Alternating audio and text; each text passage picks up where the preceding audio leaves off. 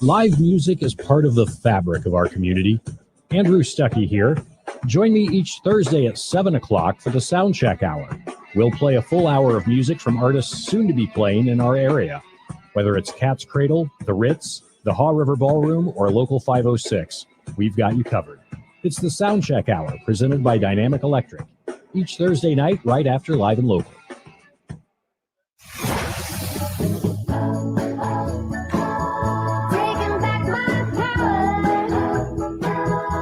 97.9 The Hill, WCHL Chapel Hill, winner of the North Carolina Association of Broadcasters statewide media award for community involvement.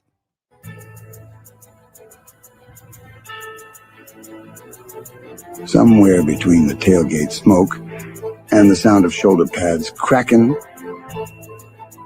in Chapel Hill, there's a feeling. You know it. You felt it. That feeling in the air. Right before kickoff. That gut-level energy that says, we're Carolina and we're built different. This ain't just Saturdays in the South. This is history. This is Keenan Stadium. This is Bill Bellichick with a plan and a Tar Heel team with a grudge. You want smoke? Good, because we brought the whole damn fire. With Tommy, Ashley, Joey Powell, and people who live and breathe Tar Heel football. Buckle up, y'all. It's game time. This is Inside Carolina Live. For the first time in program history, North Carolina Tar Heels take the field tonight, led by a man whose very name redefines football, Bill Bellichick. 6 Super Bowl rings and a resume that belongs in Canton, now wearing Carolina blue. It's not a dream. It's not a headline from The Onion. It is reality. And that reality begins tonight at Keenan Stadium against a TCU team that brings back one of the best quarterbacks in the country in Josh Hoover. The Horned Frogs know exactly who they are, while the Tar Heels, well, nobody really knows outside of that locker room. So many new faces, so much turnover, and a head coach who's never recruited a college player in his life, but that, folks, is the intrigue. What does Belichick team look like at this level? I had no idea. How fast can he turn mystery into identity? Tonight we start to find out alongside Tommy Ashley.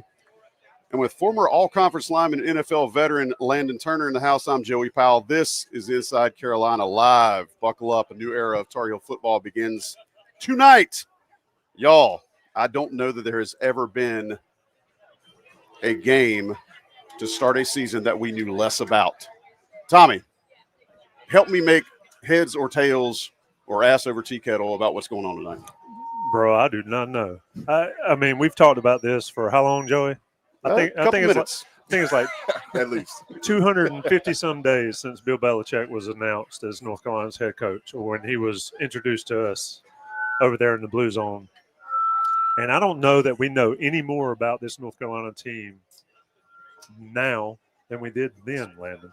I mean, it is an enigma wrapped in a mystery, to quote our man Buck Sanders, quoting some famous philosopher. Oh, you mean the national treasure, Buck Sanders? The national Buck Sanders is a national treasure, quote Eric Church.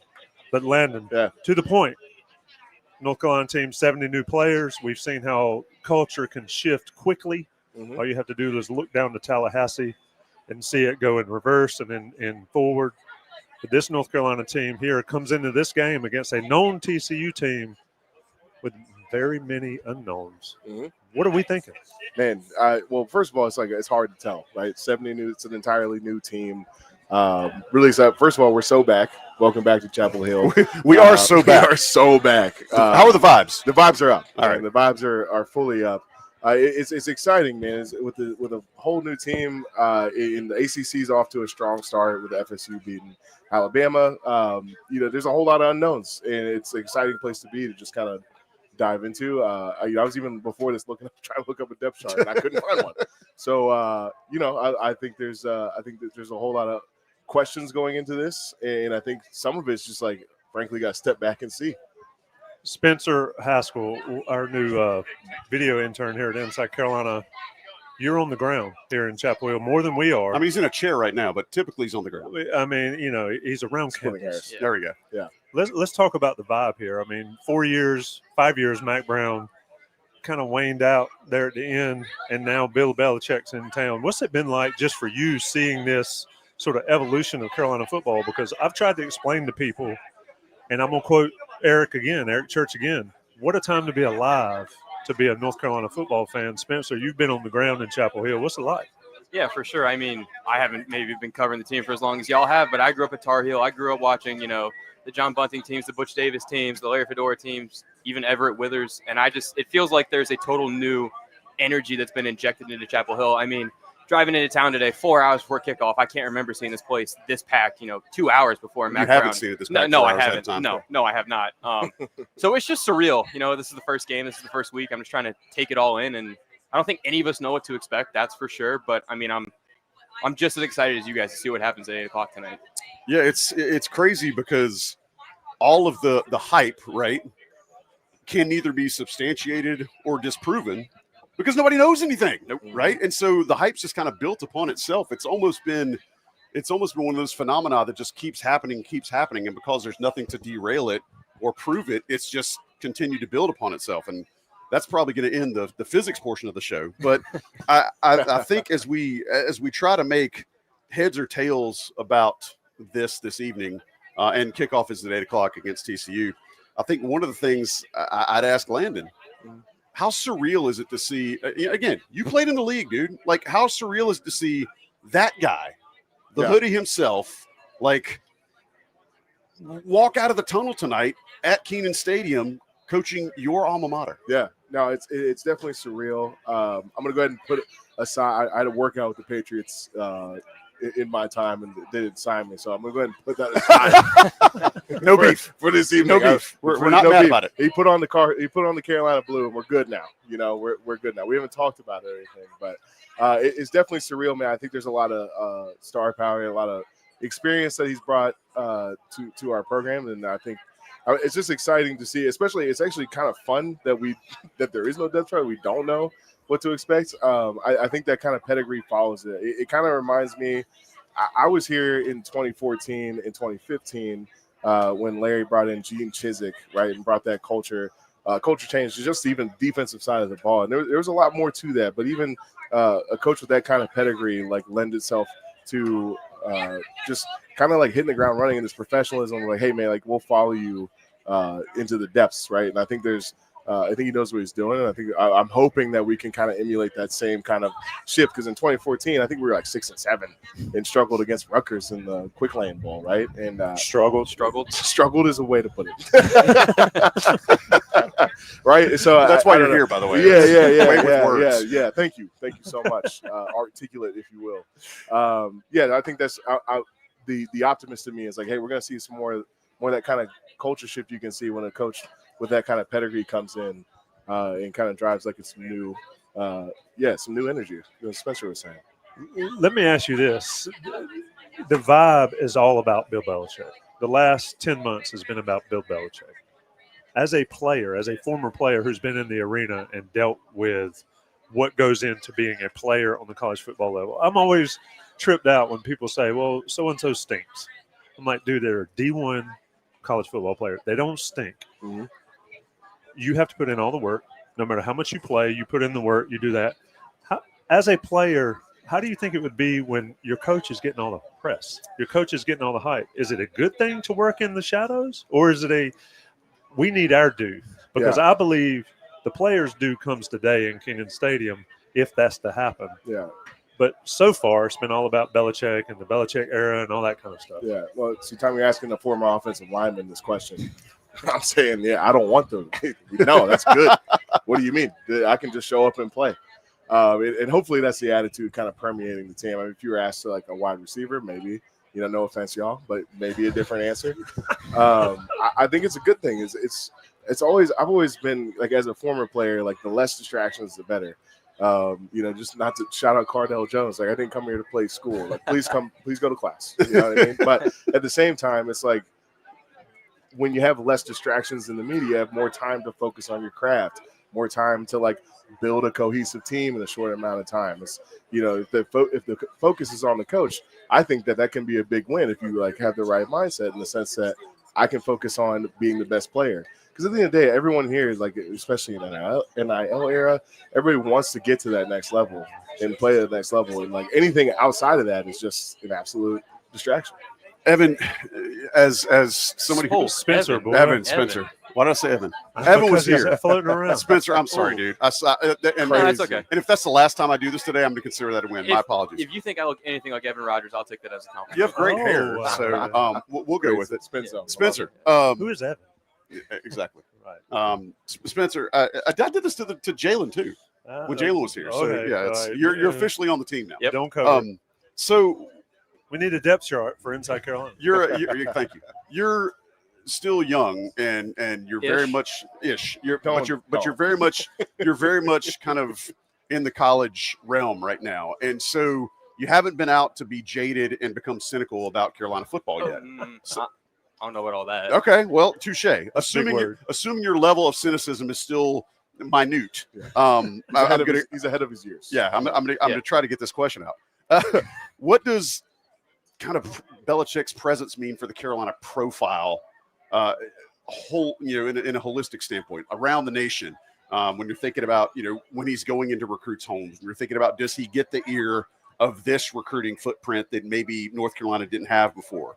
For sure. I mean, I think, for instance, if you're from the high school recruit perspective, I mean, if you're a kid in high school that's getting highly recruited by all these schools, I mean, if your ultimate goal is to, make it to the next level and to go pro, I mean, why wouldn't you go play for a man who has won 6 Super Bowl titles and has proven that he can develop talent, like no other? So I think there's definitely that instance of it. But then also I think it's great to see that with the Bellichick hire, I think it finally shows that the school is, finally taking the leap and going all in on their football program, because for as long as I've been around, my dad's told me a million times, Carolina football has often been referred to as, a sleeping giant. So when is that sleeping giant finally Many people are saying. Yeah. So the way I look at it is that if Belichick can't wake up this sleeping giant, then who can?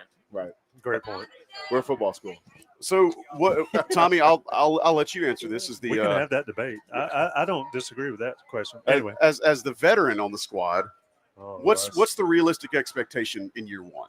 We've talked about it in a couple different arenas, but this is the first time this audience has heard us talk about what is realistic from Bill Belichick and a wholly rebuilt squad in year one. Play solid fundamental football and look like a competent football team from start to finish, and then the wins are gravy. I think for me personally, I'd like to see him win 8 ball games, and then then you're moonshot.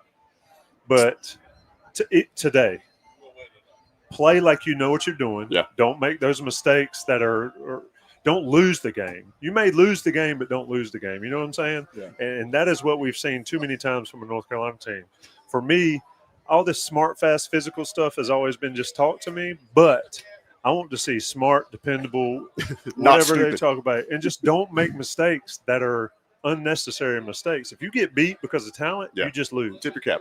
Landon, same question. Yeah, they're on scholarship too. Yeah, we said in the meeting room all the time. As a fedora guy, I like to smart, fast, and physical always.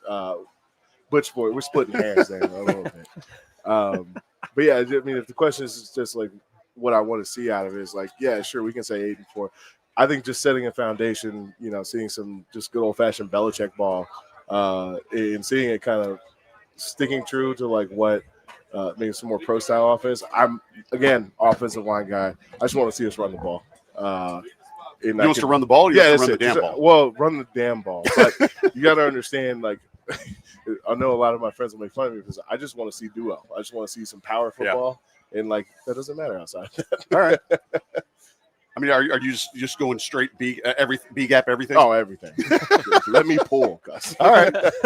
So if is that sound in football fun? I don't know. It doesn't matter. If Freddie Kitchens is listening, which I'm sure he is, he's got nothing else going on. He's listening to the show. Get Landon in the game. Allow him to get around the corner and pull a little bit. Yeah, this 2 needs to go though. Let's relax. Spencer, same question. What is realistic for North Carolina fans to expect this season? I mean, I think Tommy said it pretty perfectly. The one thing that they've been harping, around the program and all the stuff that we've been able to attend is I've heard smart, tough, and dependable more times than I can count already. So that's what I want to see. I want to see smart football. I want to see tough football, and I want to see dependable football. If they can score points, fine. But with the recent iterations of, Carolina football of years past, I'd love to see some defense. I don't think that's crazy to say. But I mean, like Tommy said, if they can just play smart and if they can not beat themselves and they win some games in the process, I think this schedule definitely allows for it. I think I consider that a successful first year under this new regime. Don't beat themselves. I like that. Let me get it hot here early in the first segment. Oh no! As an offensive lineman, here how frustrating is it to see your defense give up points rapidly? Come on. As a team guy. There you go. As a team Are guy, you angry or murderous? It doesn't matter. Oh, you're like, come on, like, hey, man. score, whatever. We got our own job to do, How much do you pay attention? I think if you're playing it right, you don't pay attention, right? Like, it doesn't matter whether they score or not. Your job is to go protect the quarterback and open up holes, do your job. I remember, like, in 2015, like, if things went, if there was a setback, I remember I'd hear from Jeff Shopman, it's like, we got it. It's like, I know you got it. We're going to focus on our job here. I think if you spend too much time thinking about, like, oh, no, they scored, it's like, what? So what? You got to score too. And you can only score one touchdown at a time.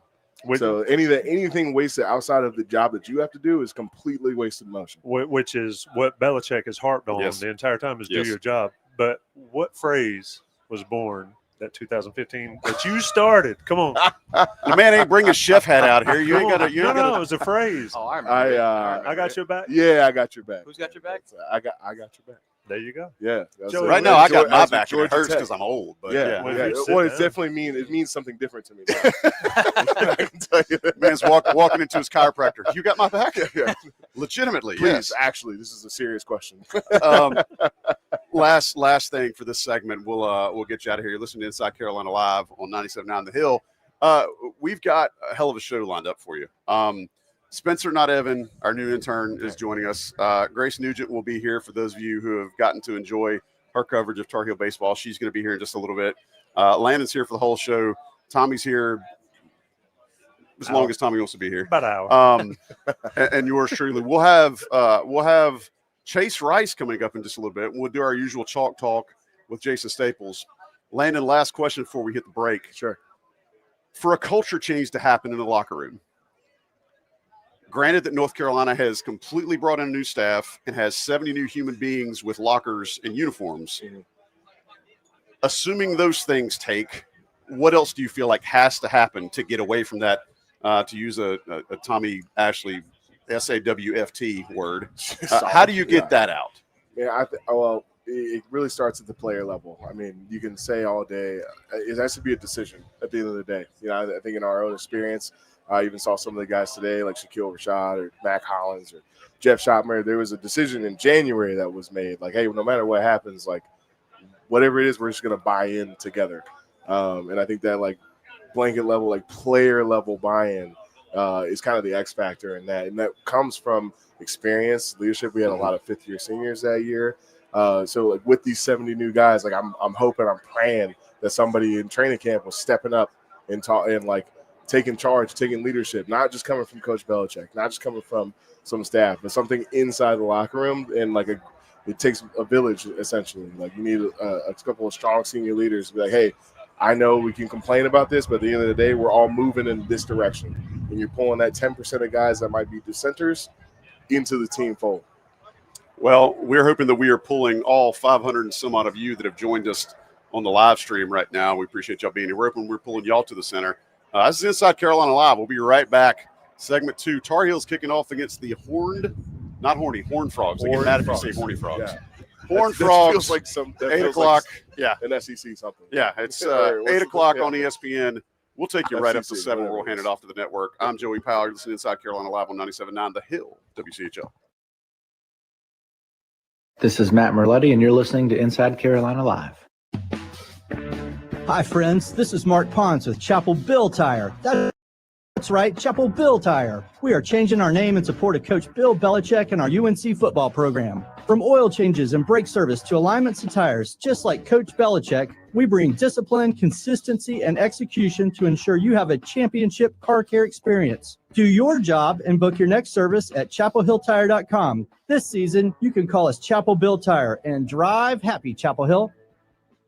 My name is Katherine Hauser, and I now live in a beautiful home, fully renovated by Will Johnson Building Company, and we couldn't be happier. It gives me more joy than you can imagine. I've found my forever home to have all of our memories in, have our 3 little girls grow up there. And it's truly thanks to the work and the vision of Will Johnson Building Company. I could not have even dreamt up the renovation that they were able to execute. They could see a vision, and they saw it through. Go to willjohnsonbuildingcompany.com and see for yourself. This is Jeff Denny with Generator Supercenter of the Triangle. We are the #1 Generac residential installer in North America. I really stress with the customers that we are looking to be their generator partner for the next 10, 15, 20 years for their ownership of having a generator. We want to make sure they can rely on us that that generator is ready to run and on go when they need it. Go to GeneratorSuperCenterOfTheTriangle.com. That's GeneratorSuperCenterOfTheTriangle.com. Yeah. Hi there. This is Bill Lumber. What's happening? Just want to remind you, financial planning is kind of a big deal. Did you get the memo about that?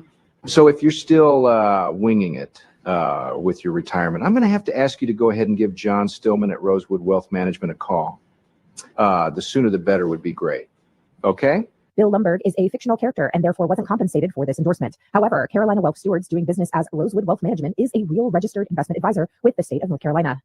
This is Ely from Alma's Jewelers. After the flooding in Eastgate, we had to close our doors. But now, I'm so happy to say we are back. Our temporary location is open in University Place, right in the retail space at 900 Willow Apartments, across from Fifth Third Bank. It's bright, beautiful, and easy to get to, with plenty of free parking. Whether you're shopping for something special or just want to say hello, thank you for your support. We are so proud to be part of this community. Come see us at Alma's Jewelers, now in University Place. Attention business owners. Is buying or leasing a brick and mortar space for your business in your future? It's important to understand your options and have a plan. And more importantly, have a commercial real estate expert on your team that has your back. We are Cindy, Lou, and Shayla too with Bold Commercial Real Estate. We will help you buy, sell, and lease Bold. Connect with us at boldcre.com.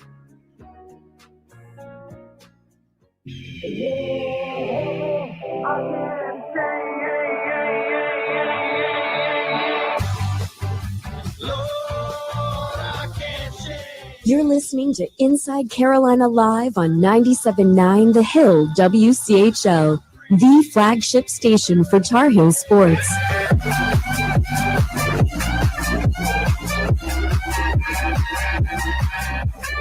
This is a house music version of Freebird. I don't even know what to do with my hands. I'm gonna be honest, I don't know how to feel about it. Yeah. Like, I don't hate it. Nothing gets me amped up like Freebird. I don't hate it. Like, Don't pull anything while you're here. I might. Grace Nugent has commandeered Tommy's headset, and we'll allow it.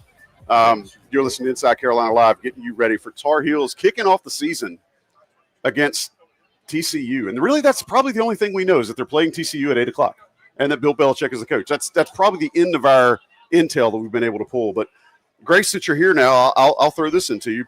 There's a ton of unknowns. That's kind of that's the known as the unknowns. Position groups that you're most intrigued by. Grace, take it away. I think the defensive backs. I am personally a big fan of defense in football. You talk a lot of trash, don't you? I do. I love the defense when she's sitting right next to an offensive lineman and just goes right into it. We talked about the offensive line earlier. I won MVP of my high school flag football game when I was playing DB. Made some tackles in a two-hand touch game. You know, really had to assert my dominance there. But I think that defensive football is my absolute favorite. Like, if we're playing a game that only has 2 scores total in it, that would be fantastic. And I think that Bill is just such a defensive heavy coach, defense and special teams. And he really has that mentality of, I don't want my opponent to score any points. They get no yards. We're going to try to turn over the ball. They want to just go for the ball. I'm really excited to see how the defensive backs work. I think the cornerback unit is going to be really strong. And then if we had Austin Blasky for the first game, I would say that the offensive line is what I'm looking at, but they don't have that. I know. Yeah, and it's a bummer. I mean, theoretically, they got through most of camp without any catastrophic injuries. But yeah, it's a bummer when you have your 2 injuries go to the same position. Landon, what's something that they can do to overcome I don't want to say hits to the depth, but I don't know another way to put it. Right. When you have one position that takes, two pretty solid uppercuts before you even play your first game, how do you overcome that? Like, what's the, especially as an offensive lineman, what's the mentality? What's the step up? I got your back translate to this year and actually in practice? Well, I mean, it's you got to call on the next man up mentality. Ultimately, what better position than offensive line? You got 5 guys got to work together, and hopefully there's been enough in the room where you're leaning on each other. I mean, from my own personal experience, like when I've had to step out of games, we've had people come up, and it's like you really got to lean on that guy next to you. And hopefully they've been building some of that cohesion. I think in like kind of the NIL era, and with like a coach that has a lot of professional pedigree like Bill Bellichick. There's enough experience that like I'm hoping, speculating that you can build up cohesion pretty quickly, as you guys they're essentially professionals at this point, right? So hopefully that you're leaning on each other, and you gotta like continue to like, hey, do your job. Like you're called up, it's like, hey, now it's your job. You just got you got to step up and lean on your guys to kind of like help get you there. And fortunately, it was offensive line. Did you have to play center at all when you were here? I had a couple. You cross-trained there? Yeah, cross-trained. Okay. And honestly, I'm like trying to. I don't know if it's the CTE or not, but I'm trying to reach back and see. Okay. Is that okay to say? By the way, CTE is real for those who are listening. I joke about it too much. Yeah, I joke about it at work, and they're like, "What?" I'm like, "No, it's funny. Laugh." Actually. So yeah, man. I think if it was going to happen in any position, at least it happened offensive line. It's just not ideal. Like this, if we're being frank, it's never ideal. Spencer, who are a few anchors that you think fans can count on today early on? Oh, goodness. Anchors? I'm looking forward to watching Andrew Simpson play. I think he's going to be the captain of the defense, the linebacker transfer from Boise State. I'm also looking for Marcus Allen, that veteran 4-year corner to kind of lead on the back end. And then offensively, I think the obvious answer would have been Austin Blasky, that 5th-year offensive lineman starter that's played here, but he's hurt. So I definitely think that Andrew Simpson is a guy that we can look forward to watching, and I also think that Marcus Allen is a guy that Carolina fans can count on. His quality of play consistently in the back end. Yeah, you got to remember he's still in the room. Marcus is still in the room, so he's 5th year, got the experience. Hopefully, everyone's leaning on each other. It's a very offensive line thing. Fingers crossed, man. I think that's the one thing that if folks can see this team get some traction early in the run game, I think that will assuage a lot of the early heartburn or a lot of the early unknowns. Grace, not wanting to put too much stock in one single game, it does matter how this team starts, even with the softer schedule. How important is not just this game, but September as a whole before they start getting into actual ACC play? Well, I think when you start with a game like TCU that UNC maybe isn't expected to win, it's going to teach this team a lot about who they are when they have to deal with a team that's a little bit more prepared, who's coming into Chapel Hill. They've been to a national title game in the last few years. They have an offensive coordinator who knows what he's doing. They have guys that are just really, really prepared. And I think the thing that people maybe aren't going to give Bellichick enough credit for is that he's trying to make so many abrupt changes so fast. Just because you might not see the end result in this one game is completely fine. Because when you want to come in and change an entire system, you want to make it into like another NFL system. Mm-hmm. You're not going to get that in the first game. And I think one of the things that Tommy talked about early is in this first block in September, it's just going to be so important that they play fundamental football without mistakes. That's one of the things that Belichick did so well with the Patriots is they were the most prepared team every single time they stepped onto the field. He knew all the idiosyncrasies of the other team that they were playing. He had his guys so drilled into the other team, all of the movements. I read a book and it talked about Rob Gronkowski that taking a Belichick football, like being with him was like taking a college class because you did so much preparation on the other team. And I think that needs to show in these first few weeks. These guys are going to learn what a Bill practice might be like after you lose, what a Bill practice might be like after you win. And he didn't think that you played that well. So I think it's just going to be a learning time for these guys to kind of get it together and learn what it's like to play in a Bill Belichick system so that when they get to ACC play, if they have any of those jitters, any of those kinks, the coaching staff and the leaders on this team can work it out. Landon, when you're thinking about player accountability and guys leaning on each other, but also holding each other, to the fire when they, what down their legs. How does that happen on a team that's got 70 new guys? How do you flip that switch? How do you get to a place to where you've got enough voices in that room that aren't a coach, but are able to make everybody else do what they're supposed to do? Yeah, I mean, that's a great question. Yeah, I'm gonna cheat a little bit. I'll take the rest of the day off. Thanks. You got it. Yeah, I'll get you a bonus somehow. Yeah. No, I think you gotta, not to reiterate my earlier response to this, but I think it really counts on like some of those experienced guys, including even the hurt ones. Like it doesn't matter if you're playing or not. You got to count on those experienced guys who like are gonna pull the people who are like anyone who's down. Is like there's like 10, like 90 guys on the team that are lukewarm. There's 10 that are like about the mission and 10 who are going to doubt. And like whichever 10 is loudest, you need to find a couple of guys that are on that 10 and like willing to like, hey, no matter what, like we might have a guy out, we might have a center out. Yeah. Or like, hey, we might have lost this first game, but it doesn't matter. You don't lose sight of the true north. And that has to happen in the locker room because even a coach like Bill Belichick can't like make that happen. That's like a two-front war, if you will. Spencer, when you're trying to fill in gaps of a depth chart, but even from a wider angle view, a roster, North Carolina's brought in some depth. They've brought in some younger pieces. They brought in a really big recruiting class. It may not have the panache or the name recognition that I think a lot of folks, by the way, we use panache. Wow. And what was the one you used a minute ago? Idiosyncrasies. $5. Yeah, that's a big Scrabble word for the show. Pre-law. They may not have the panache that you would expect from a North Carolina recruiting class, but it had volume. How can North Carolina get those guys comfortable in knowing their roles, not just as players, but as leaders?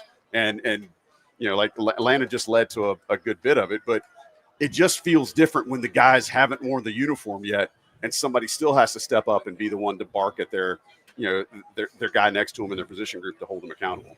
Yeah, definitely. I think to use the word again, like you said, I definitely agree that this recruiting class might not have had the panache of, recruiting classes of the past, but I think there's being able to recruit talent and then there's being able to develop talent. And so I think that with this new culture, this new coaching staff, I think that they are going to demand, that they don't matter. They don't care who you are. I mean, you watch spring practice, nobody had numbers. They don't care who you are, who you played for, where you came from. You're going to have to earn your playing time. You're going to have to earn your spot on the field. And I think that's like one of the biggest pillars of, Bill Belichick. You look at the guys he turned into all pros and pro bowlers in the NFL. It's guys that you would never expect. So I think that that's also part of the appeal and, wanting to be a part of this new chapter of Carolina football is, hey, I might only be a 2-star recruit, but if I practice my butt off and I work my hardest, I can get on the field and I can get playing time and help our team win games.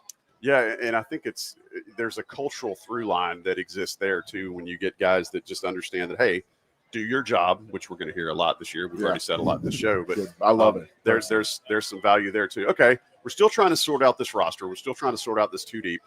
Landon, all things being equal, say you have 2 guys at running back, which you may not know who's going to get the start.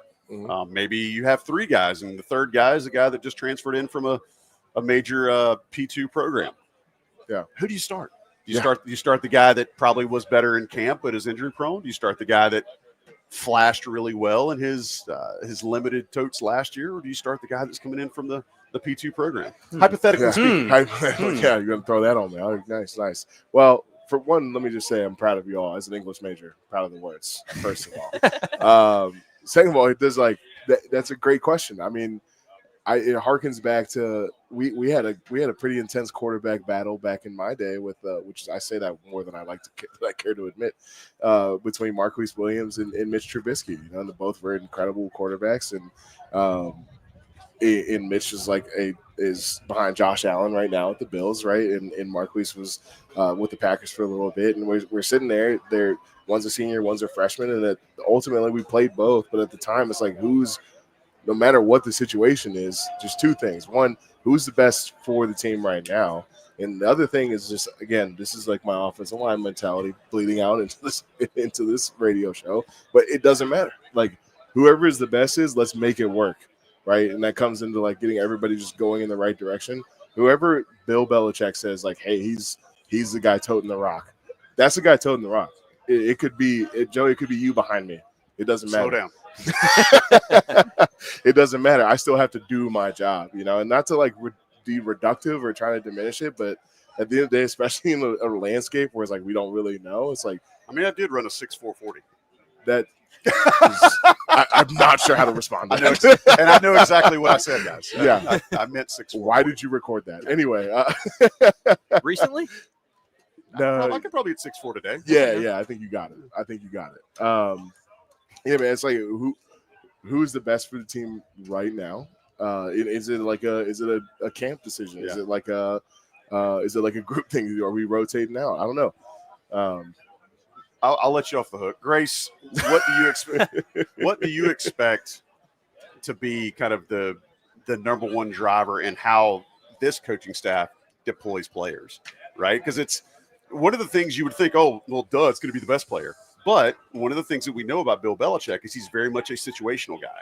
He's very much a compartmentalizing, fragmenting his players and teaching them to do this one thing really, really good. And then we put you out here to do that one thing. So do you think it's going to be situational, or do you think it might be more of the, hey, whoever's better, you're in? I think in September we can see it being situational because he's trying to work out guys that are going to fit into his system. When he drafted with the Patriots, he drafted guys that when you look at the draft on its face, you're like, why is he taking this guy in the second round? And then 5 years later, you're like, okay, this was a genius pick. He turned guys like Chris Hogan from lacrosse stars into players that could play in an NFL system. And so I think the biggest thing is going to be who can fit in Bill's system situationally at that time. Yeah. It doesn't matter who it is, Landon. Like you were saying, you're going to have to support whatever guy is chosen. It might not look on paper like, okay, maybe we should start the guy with all the P2 experience. Well, if he's not fitting in that system, right, if he doesn't have that mindset, if he doesn't fit in the Bill Belichick world, then maybe he isn't the right guy for the job. Yeah. I think one of the most unique things about how Bill coached in the Patriots is just looking at how intense he was about special teams, how intense he was about every single little detail. And he's looking for players that are, quote, Bill Belichick players. They might not look like the shiniest toys on the outside, but when he kind of gets them, and he gets them in his system, then they can really shine. And so I think that there's going to be a few names in the depth chart that we do not have right now that are really going to surprise us in about a month or two. I think it's a brilliant take too. Just to piggyback off of that, it's September. Like I love that you keep saying September because we've been hitting each other. Yeah, and it's like this is the first week of it, and now we're like kind of getting into like real. There's a difference between training camp and game speed, and now we're gonna like. It's a proving ground. This whole month is going to be a proving ground. Yeah. And that's one thing that Bill's talked about as well with us is, coming from the NFL, they have the preseason. They have 3 games to kind of see what they have, who's going to work out doing what, and who's going to be the best situational player for maybe what scheme or what system they're going to run that week. But we don't have that in college football, and it's something that Belichick has talked about. He wishes, they could have practiced against somebody or played a preseason game so they could see, what they had and what they were working with in order to kind of assess those weaknesses, maybe assess those strengths before, today when they get out on the field against somebody not wearing Carolina blue. Mm-hmm. And luckily, the schedule, aside from today, sets up fairly well for that. You've got this game, you've got Charlotte, you've got Richmond, and then you've got UCF, and that's before you really get into conference play. So he's got somewhat of a preseason feel to it, even if the games all matter much more than the NFL counterbalance does.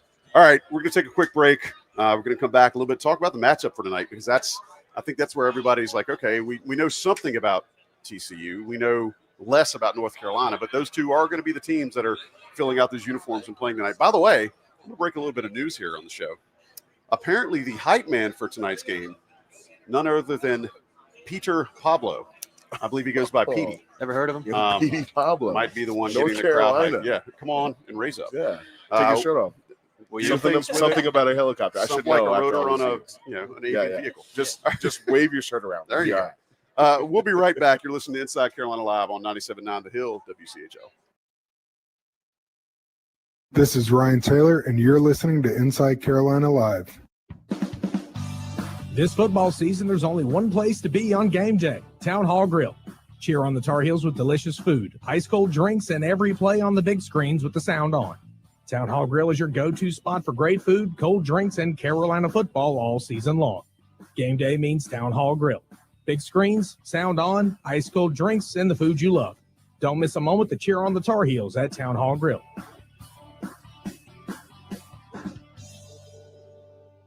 Back to school already? Between supply lists, sports practice, and pickup lines, you need a ride that keeps up. That's why I went to Mark Jacobson Toyota, where they always say yes. Yes to more legroom. Yes to killer trade-in value. And yes to payments that actually fit my budget.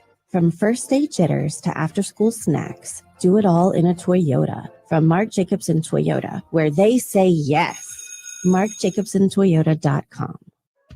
Hey, Tar Heel parents, Adam Bishop, senior pastor at New Hope Church, and we've recently updated and renovated our entire children's ministry space with your baby, preschooler, and elementary student in mind. We would love for them to get to experience these new fun environments where they'll grow in their faith and make some new friends this Sunday. Services are available at both 9 and 11 a.m. Check out newhopechurch.org for more information. We can't wait to see you this Sunday, and God bless our Tar Heels.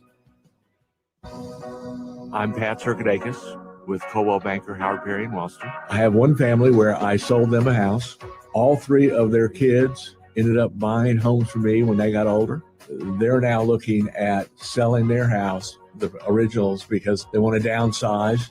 So that's just one family that I will have been involved in 5 or 6 transactions with, which I think says that I know what I'm doing. To learn more, go to trianglehomes.realestate. This is Ely from Alma's Jewelers. After the flooding in Eastgate, we had to close our doors. But now, I'm so happy to say we are back. Our temporary location is open in University Place, right in the retail space at 900 Willow Apartments, across from Fifth Third Bank. It's bright, beautiful, and easy to get to, with plenty of free parking. Whether you're shopping for something special or just want to say hello, thank you for your support. We are so proud to be part of this community. Come see us at Alma's Jewelers, now in University Place. I'm Jeremy Salemson with CIMG Residential Mortgage. At CIMG, we are so proud to be your local mortgage experts. At CIMG, we loan our own money, approve loans locally, and stay connected with our customers throughout the process. In short, we humanize the lending experience. Learn more at CIMGINC.com. CIMG, lending on a first-name basis. NMLS number 39460.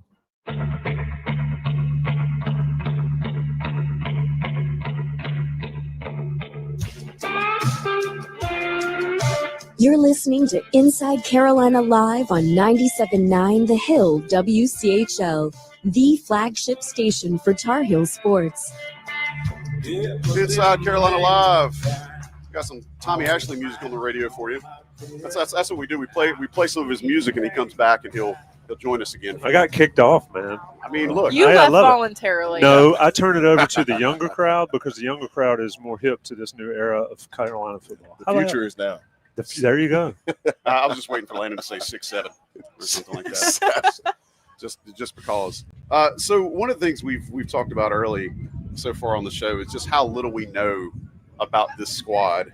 But one thing I do know is that at 8 o'clock they're going to line up against a team wearing purple and white and some sort of silver, I guess. But I'm looking at a TCU team that brings back a guy that threw for 4,000 yards last year, is one of the best quarterbacks in college football, and a defense that wasn't bad. They weren't great. I mean, they got, half 100 hung on them by Houston, but who doesn't do that in the Big 12, right? Like, it happens. I'm just curious to see what North Carolina can do with a guy like Josh Hoover, who absolutely can torch you if you let him. Tommy?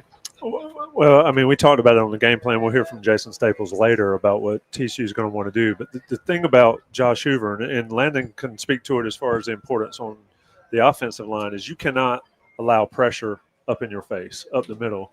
And that's going to be Carolina's key against Hoover. If he's allowed to see the field, then he's got wide receivers. They got a completely new wide receiver core that's going to be able to get to blades of grass that Bill Belichick talked about defending, and he's going to find them.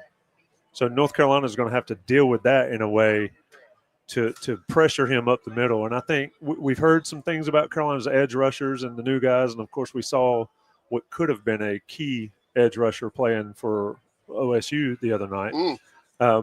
But they're going to need pressure there, but they're going to really need pressure up the middle on Hoover to prevent him from going through those reads and allowing those receivers to make decisions, those choice routes where they like to get open. And then I think just, with the Bryles offense, they're just going to want to run it up the middle against North Carolina. Yeah.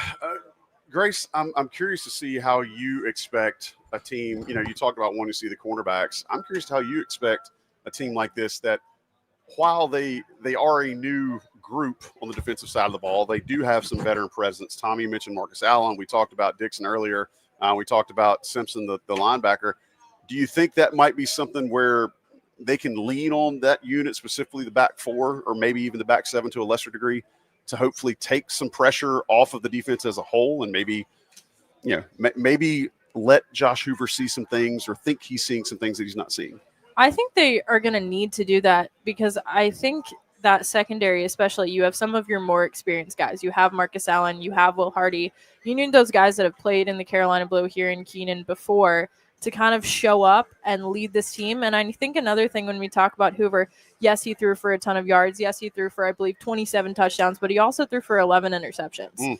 I think that you can be able to if you're able to get under those routes and you're able to kind of corral those wide receivers. You have guys like Thaddeus Dixon, who the scouts have said that he is a ball hawk. He has the short range, the ability, the quickness to be able to get in front of balls, to disrupt that movement.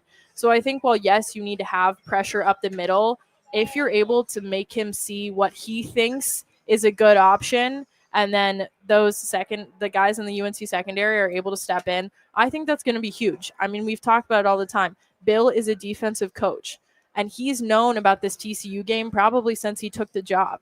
He has spent hours. He and Steve have spent hours looking at everything TCU related. All of the things that Kendall Bryles is going to bring up. Is he going to run tempo? Is he going to just run it up the middle? Is he going to use any of that air raid offense? All of the options that I think TCU has, Bill is trying to prepare his defense for. And I think that's going to be really big because this UNC offense just may need a few drives or a few games to really click. It starts in the middle, though, for North Carolina. I think on both sides of the ball, the center and guard positions. But I think for North Carolina's defense, you got a guy like C.J. Mims, an East Carolina transfer. He's got to make noise up the middle. The Florida transfer. You have to get pushed there because if they are allowed to run those, Landon, we've talked about A and B gap runs all the time. If they're allowed to do that, I'm here, but I appreciate it. I would say it anyway. I'm just kidding. No, I love some Landon Turner, but yeah, he's a big guy, and you got to please him when he's standing there. But Carolina has got to control. I mentioned it on the game plan or one of the shows we did. Carolina's got control of the 4 yards around the football. That is on both sides of the line, and I think for the defense, Dixon's great. Marcus Allen's been very good. I think the safeties, I think a lot of people haven't talked about Gavin Gibson a lot, the East Carolina transfer, and we can talk about the linebackers. But if they can't control the 4 yards on either side of the football or that square around the football, then it's not going to matter because guys are going to get open. If you've got to cover a guy for 3, 4, 5 seconds, he's going to get open. Hoover will throw it to the right spots. He's shown that. The trick for North Carolina is to make him, to Grace's point, make him see different things, but also give him a reason to move. If he just sits back there, he's going to work them. If Carolina can figure out how to get pressure up the gut and prevent him from just having clean views or clean lanes to see, then I think they'll have some success. And that's where Dixon's ball hawk comes in. That's where Marcus Allen's defense, knocking balls down, comes into play. He's too experienced to let him say it like that. Yeah. Landon, I heard you were an offensive guy. Something like that. What?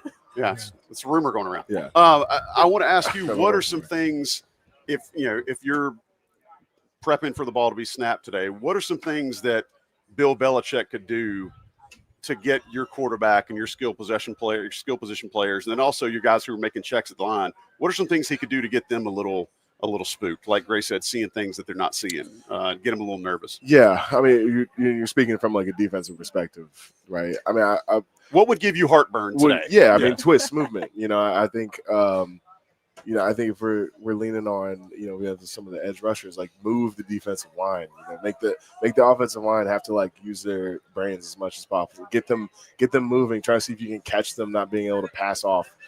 Twists as well. I think what I'm hoping for is it's been a very defensive weekend. I'm thinking of like Matt Patricia at Ohio State. All stunt game, everything. Stunt it up in shutting down.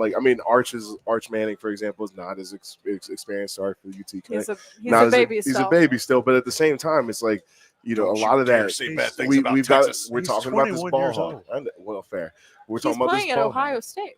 Tommy and I can't get into this right now. We're just going to start arguing. We're talking about our own ball hogs. Like we need to give him something that we're getting him out of the pocket. You can't let him sit. And me as a former offensive lineman, like twists can be very difficult to deal with. And that's what I'm hoping to see is like some NFL level, twists and kind of moving to the offensive line and making them think and work on their feet. See if we can get some expose some hits on the quarterback today. My thing, and this is more of a question when Carolina has the ball, but you started to go there. But like as an offensive lineman, when the defense, what does the defense do pre-snap, especially because sometimes you see teams that have a ton of pre-snap movement, some don't, and then they disguise it afterwards. As an offensive lineman, work us through that process of being in there. And this is important for North Carolina's offense to have an experienced center. Yeah. But, and Carolina's not going to have that today. Just to sort of work people through it is in basic and layman terms as you can as to how difficult is it for a defense and what can they do to confuse the offense. Yeah, I mean, I think it's difficult if you got an experienced quarterback like Hoover. It can be difficult to disguise like any kind of pressures that you have going or going coming on. And I think if we can kind of get us, I don't know where like Bill's a defensive coach as we're talking about. If we can like get some NFL level disguises going and kind of confusing Hoover in the front, like we might have a chance to get some of the pressure, get him moving in the pocket. Those are the things I'm thinking about. Those are things that are difficult. It's like, okay, like I can't, like this looks like a base defense and yet they're coming from the corner or like movement up front. If you have like a not as a cohesive offensive line, that's something that I'd be concerned about more from our angle. I'd be concerned about, we haven't worked together very much. How are we going to pass off this twist? Have I built the trust that the guard's going to snap off the 3 second, well, trying to say it in layman's terms, but guard's going to snap off the tackle so they don't get ear hold.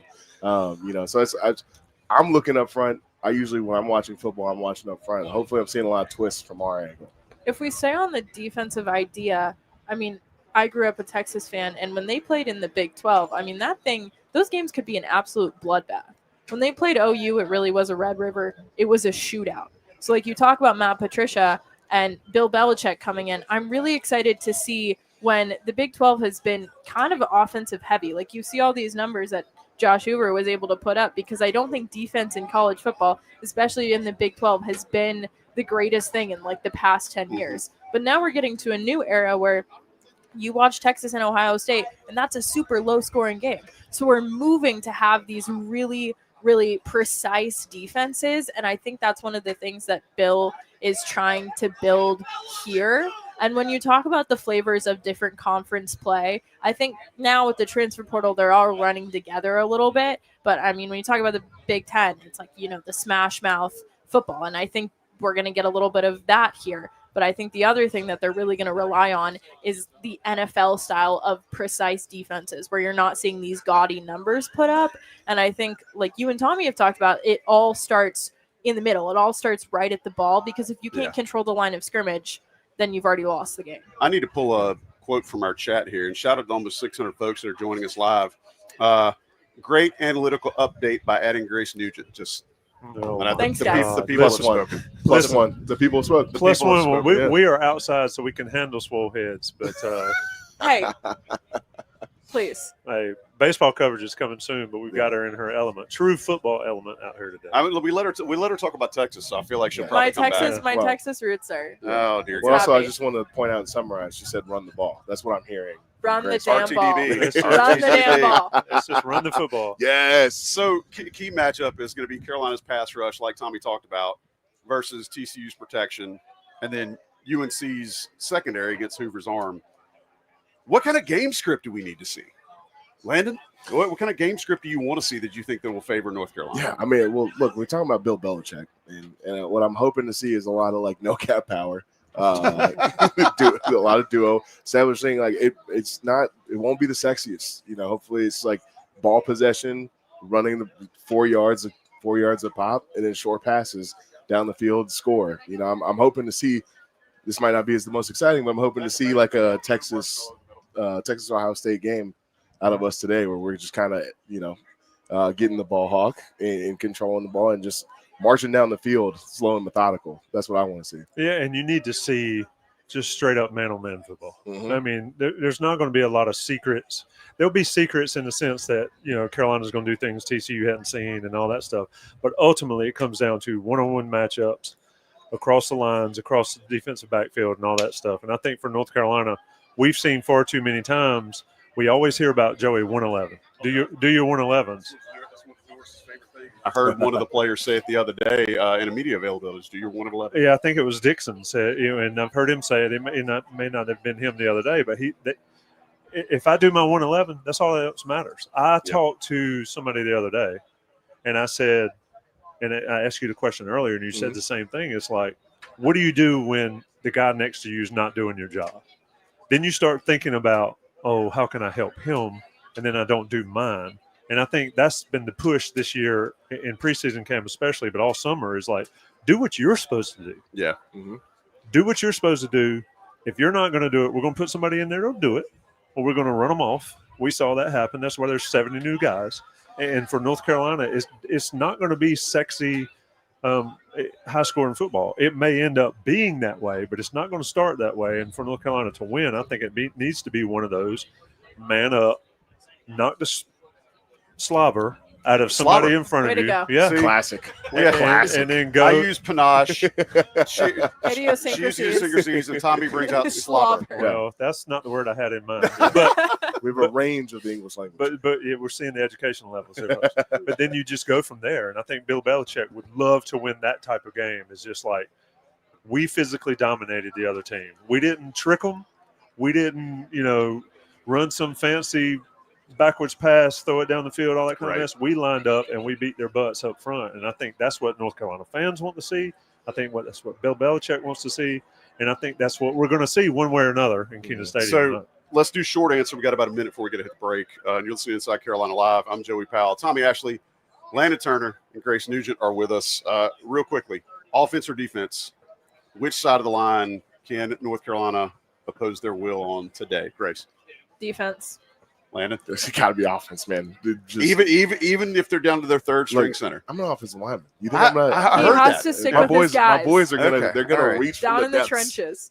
I gotta put myself behind it. Tommy? I think his offensive line today. Wow. I think, Thank you, Tommy. I think that even I'm an island. Grace is going to kneecap you. No, because he's going She to might be more join right. you. But I think for North Carolina, it's the offensive line. Even though there might be some issues at center, I think across the board, this offensive line, look, they're likely to be trusting a freshman out there on one of the tackles. I think that's going to be a big tell. It's going to be important. It's going to be important. All right, we're going to hit this break. We'll be right back with Hour 2 Inside Carolina Live on 97.9 The Hill, WCHL. This is Zach Penalto, and you're listening to Inside Carolina Live. It's time for the Chapel Hill Tire Drive Happy Drive of the Game. Last season, UNC kick returner Chris Culliver gave Tar Heel fans a taste of what could be a fantastic season from special teams when he delivered Carolina's longest kick return touchdown in 8 years against Boston College. Far side of the 5. England in the near side of the field. Culliver has a big lane. He's at the 30, 35, gets the corner turn. Culliver may take it. He's at the BC 30, 25, 20. Culliver to the 10, the 5. No flags. Touchdown, Carolina. Culliver, 95 yards to the house. That was this week's Chapel Hill Tire Drive Happy Drive of the Game. Save $50 when you spend $150 or more on automotive services during football season at any of Chapel Hill Tire's 12 area locations. Use promo code DOTG25 when you schedule your appointment. And drive happy, Tar Heels.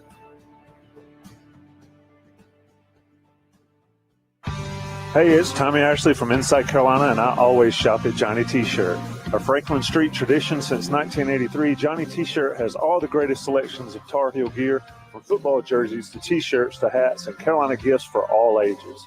Help Inside Carolina support this great family and alumni-owned business and get all your Tar Heel gear at Johnny T-Shirt, 128 East Franklin Street in downtown Chapel Hill, or shop online and get your Tar Heel merchandise delivered to your doorstep with JohnnyT-Shirt.com. When you run your own business or practice, it's nice to have exactly what you want. The same is true when you look for commercial space where the opportunity to customize from the ground up is rare. Time is running out to secure your build-to-suit retail space or medical office in Governor's Village. 10 minutes south of downtown Chapel Hill. This is Shayla too with Bold Commercial Real Estate. Connect with us at boldcre.com. This is Jeff Denny with Generator Supercenter of the Triangle. We are the #1 Generac residential installer in North America. 80% of the homeowners that have a generator have a Generac. We want to understand what it is that you're trying to accomplish and what are your fears, wishes, desires. And then how do we do this project the most efficiently? We're also here to give you peace of mind, protection, safety, and security. Go to GeneratorSuperCenterOfTheTriangle.com. That's GeneratorSuperCenterOfTheTriangle.com.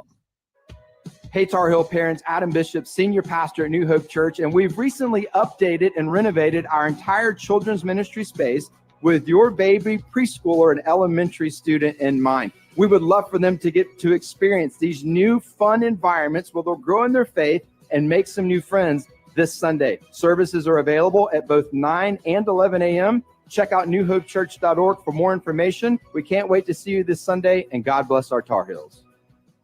Hi, it's Jones Angel, voice of the Tar Heels, and you're listening to your flagship station for Tar Heel sports, 97.9 The Hill, WCHL, Chapel Hill.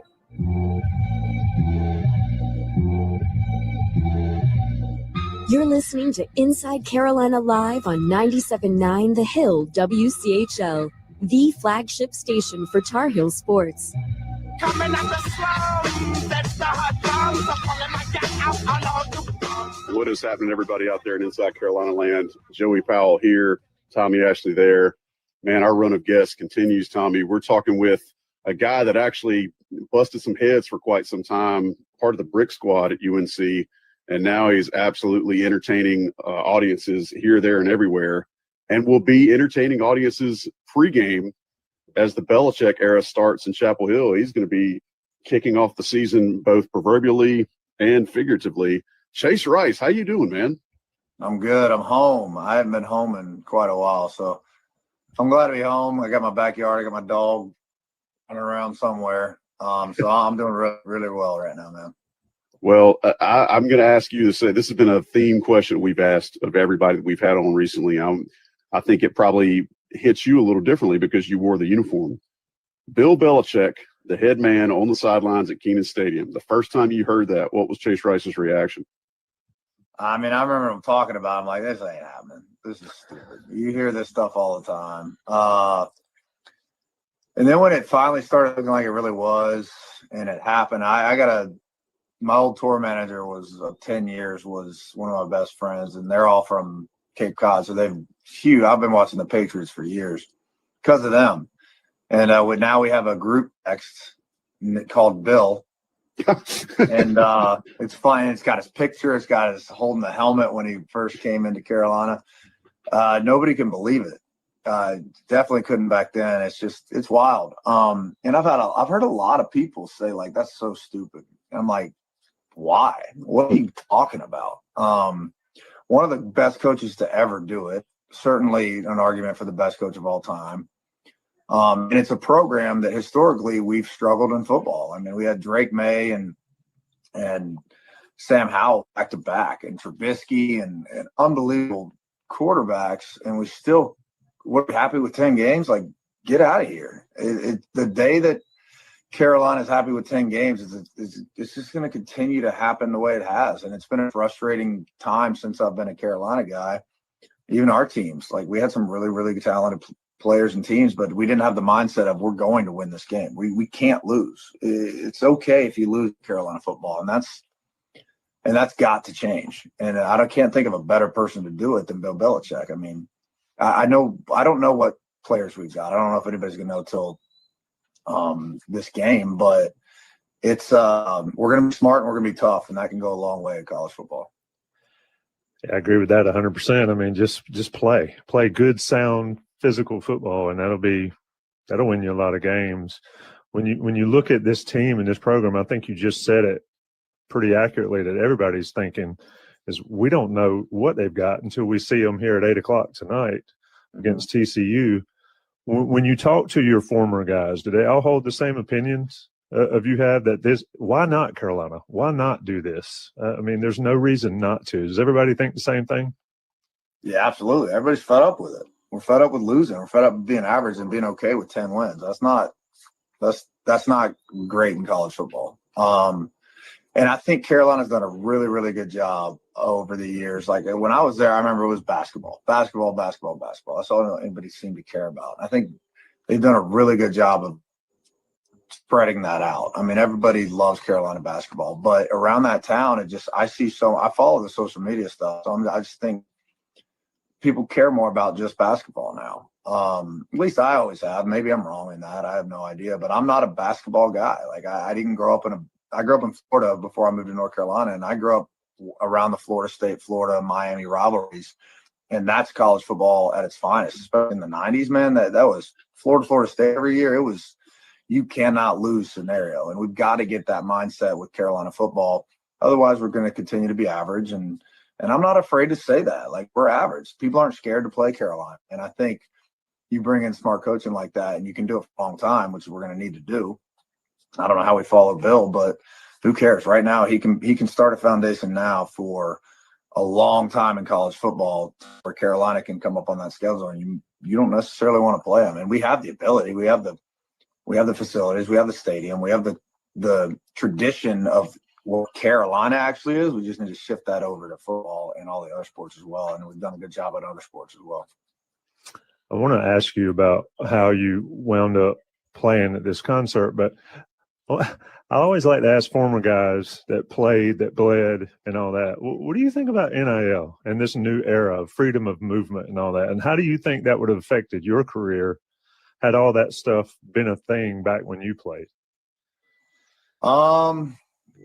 I mean, at some point you got to cap it. Like the NFL has a cap. Why? What are we doing in college football? And there's been some things came out recently. I don't even know what those are. I don't try to follow it because I'm sick of seeing what's changing. But if you want to keep it college football, you gotta limit it at some point. You can't just continue to pay these guys endless. It's not pro sports. I don't care what you say. It's not. This is not the NFL. There needs to be a jump. There's no situation, in my opinion, where an NFL player should be making less than a college player. So they've got to cap that. They got to fix that somehow. And remember that these guys I don't care who's making the money off of them. I don't care that Carolina's making all this money and the players aren't getting paid. Well, you're a college athlete. You're getting a free education. Shut up.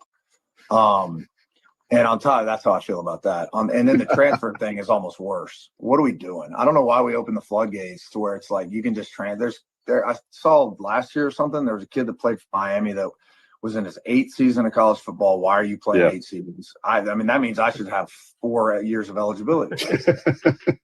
And then he played for like 7 different. He played for like 3, 4, 7 different schools or something like that. I don't know why the NCAA is making a complete ass of themselves and just continuing to let that fly. Obviously, money's probably the answer, but figure it out. Like, you guys are paid good money in the NCAA as well to figure this stuff out. Like, get your head out of your ass and let's go. Let's make it college football again. And I'm not saying you shouldn't be able to transfer, but I think at some point there's some good instances where players have been able to transfer. They've had huge success, but maybe limit that as well and give them one. And then you're stuck with your decision. You're a kid. You can make that mistake, but you got to learn. You can't continue to just move on and move on and move on. You got to stick with something. And until they figure that out, they're the idiots. We're talking with Chase Rice, country music star, here on Inside Carolina, Inside Carolina Live. Chase will be opening the Bill Belichick era in Chapel Hill. Chase, again, I referenced it earlier in the show. You were a linebacker. How much do you actually enjoy the thought of Bill Belichick bringing a Belichick-style defense back to Keenan Stadium and seeing a Tar Heel team, that might potentially win a game 12-10 or 9-6 or something like that? Does that get the old linebacker blood flowing pretty well? I'm obsessed with it. It's like I said, I don't think Carolina's been feared or known as a tough team since the late 90s, at least consistently. And as a linebacker, I love it. I wish I could do. If we're talking NIL and all the stupid rules that they have going on in college football, transfer portal, well, go ahead and give me another year of eligibility back. I feel like I could train a little bit and still got it. I would love to play under a guy like Bill. And it's going to be smart, tough football. And I love it. I want Carolina to be known as a tough program because there's no reason we shouldn't be. We've got everything going for us. We just don't have the mindset or haven't had the mindset previously. Let's become a tough program where people are like, we're going to be in a dogfight when this Carolina blue comes on the field.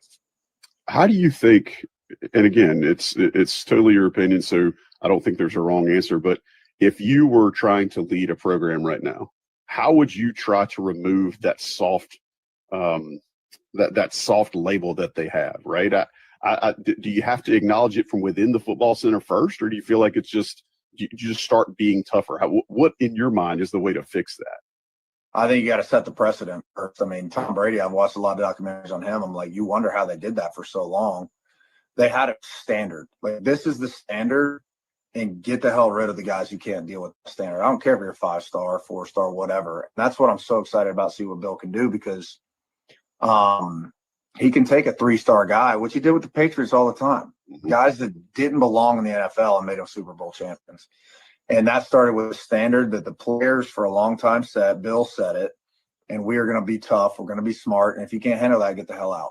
And that's where I think it needs to start. That's what I would do. How do you set that standard? I think practice is a huge part of practice and lifting and getting your bodies right and eating crazy healthy and watching the hell out of some film and being smart, but setting that standard in practice to where when you go play on game day, that's what Brady keeps saying. When you go play on game day, it's easy. And you got to have the right coaches in there to set that standard and then get the right players in there. And that involves weeding out some guys that maybe not be the toughest guys that can't handle that. Even if they're a 5-star player, get them out of there. Go get the right players that can live up to that standard. Yeah, it sounds like that's what they're doing because 41 guys transferred out once he came in. So we'll see if it takes. I think first year to second year it'll be the big tell.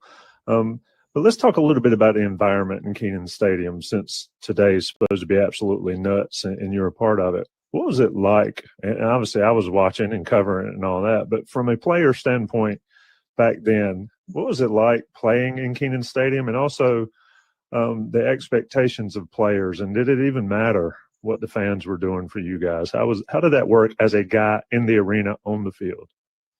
It mattered a lot. First of all, college football atmosphere, I think, is it's just a huge part of college football.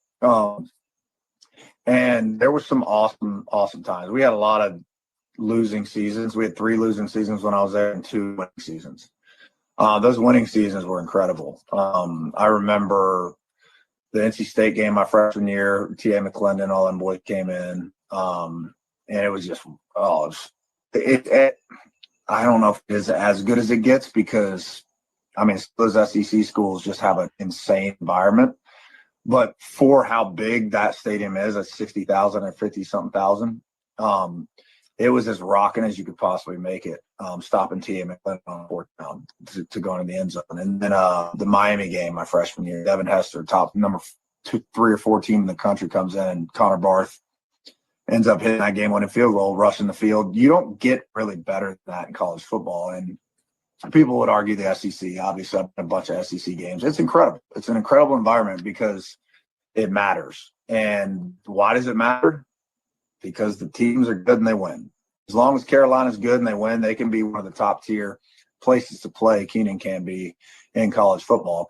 I don't care how big the stadium is, or what conference it is. If you're a good team and you got another good team coming in there, it's going to be loud and it's going to be an impact on the game. And Keenan has the ability to have that. I've seen it. Yeah, those 2 you referenced were unbelievable. I mean, I still got a chunk of dirt from the field in 2004 from running out on the field acting silly. But why come back and play this concert? What drew you back to Carolina? Obviously, you're diehard, but why come back and play today? Well, the last game I was at was the NC State game 2 years ago at home. We ended up losing on a field goal. But the stadium was a great atmosphere. And I want to come back every single year just because I love that place. I love the people. Carolina's done a really good job of a lot of the same people are in the building and the admin part of it. So it's really good to see old friends. A lot of my old teammates are going to be back. Bill Belichick's a big reason. You want to see what the guys are going to do. You want to witness history. Bill Belichick coaching in a college stadium is something I don't think anybody would say. think of happening, much less right there in Chapel Hill. So that's a huge part of it. And I was trying to get back in the parking spot that I parked at the NC State game. I parked right outside the football center, was able to go back and forth, get my drinks to the games. I had a blast at that NC State game. So I was going to hit up anybody, Stein, Docker, Chacos, any of the guys to see if I could get that spot. I didn't know if it would fly with Bill being there. And then out of nowhere, Steinbach hits me up and says, "Hey, man, we are trying to get you. We would love for you to play the opening spot. It's, for our TCU first ever play a pregame concert. And here's the money." My guy hit me up. We were trying to get more money. I texted Rick. I said, "Hey, that extra money, forget about it. Give it to a player, give it to the team, whatever you got to do. I don't want it." I think this is the first time I've admitted that I was coming anyway. So now instead of just getting free parking, I'm getting paid to be parking there. So I'm excited.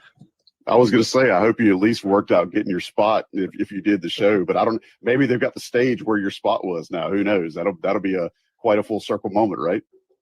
Yeah, it's always fun to come back just to see old folks. But now that I actually get paid to come back and get to do a show, and I always told the guys, I said, "Guys, I'm going to be playing in an NFL stadium one day, music," when I was a senior.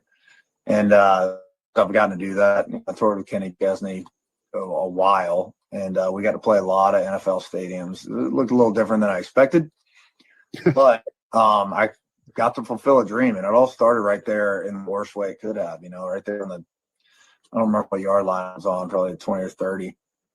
Snapped my ankle, and I was done for that year. And that was when I was becoming a really good player. And then I became a pretty bad teammate my senior year.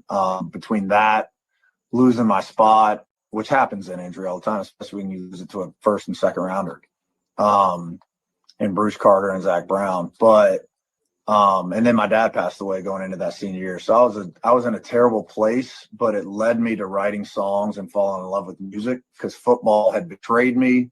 In my mind, teammates had betrayed me, coaches had betrayed me, and I was playing the victim when in reality, looking back, I should have just been there for the team. And so getting to go back and see those guys and tell them that face to face, "Hey man, it's great to see you again." We had some really damn good times, and being able to look at them and say, I wasn't the best teammate that I could have been, but we can make it up later in life, and we're still friends with them. I'm still friends with a lot of those players, and it feels like it's always home when I come back. It really is. So I'm really excited. Last question for Chase Rice. And Chase, I know you've got some time at home. We'll let you sponge all that up before you have to get on the road again. But if you're coming back and you're talking to the guys in this locker room right now, a lot of whom are brand new to Chapel Hill, don't understand the culture, don't understand, that whole Carolina can mentality. I want to ask you, what are you saying to them as a guy who's had the locker, who's bled on that field, who's sweated through that jersey? What are you saying to those guys if you get a chance to speak to them in person? I would just say enjoy the moment. You don't need to hear from me. You got the best coach that's ever lived. Do your job. So Bill's going to say, go do your job. I don't need to give some inspiring speech. Do your job and be proud to wear the jersey you're wearing, because I've done a lot of really, really cool things in life, and I've been blessed like crazy to be able to work in NASCAR and go on to have this career where I get to tour with heroes of mine growing up. And some of my best memories of my entire life are in Chapel Hill, in the locker room, in the field that you're about to play on. So enjoy this moment with some of your best friends that you're going to be friends with for the rest of your life, and do what Bill says. Love to hear it, man. Tommy's laughing because he knows that's the party line now. Just do what Bill says, you'll be fine.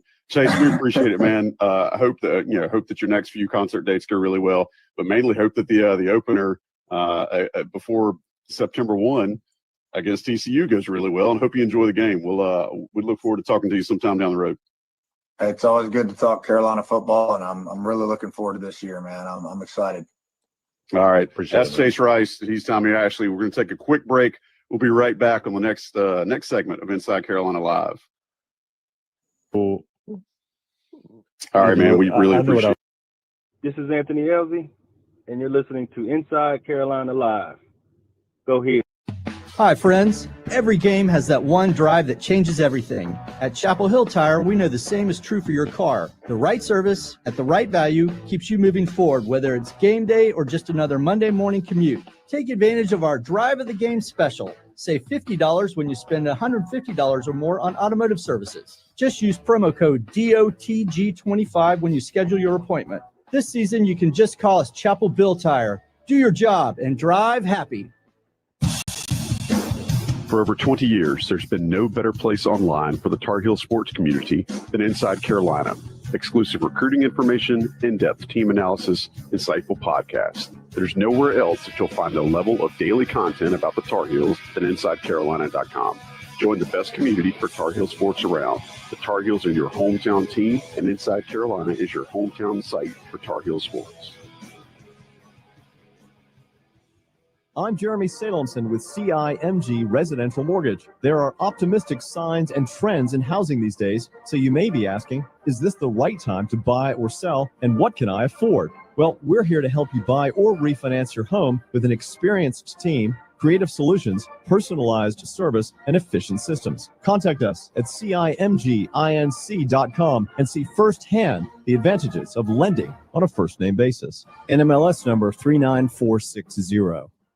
My name is David, and I live in Chapel Hill, North Carolina. I was introduced to the Will Johnson Building Company in 2012. Part of the design process is they want to make sure your vision is something that's going to work. This is amenable to wherever it is you're building. We don't have to worry too much about that. That's part of what they're doing. So we were fortunate to have a team of people who take that worry off of the client's plate. Go to willjohnsonbuildingcompany.com and see for yourself. Hi, Michael Scott, Regional Manager. Listen, here's my philosophy on retirement planning.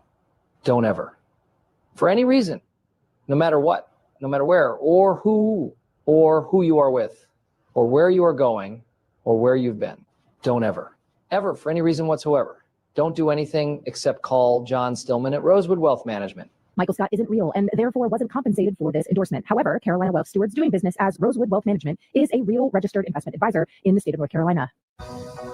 I'm Pat Thurkadakis with Coldwell Banker, Howard Perry, and Wellston. We made offers on 6 different houses and lost out.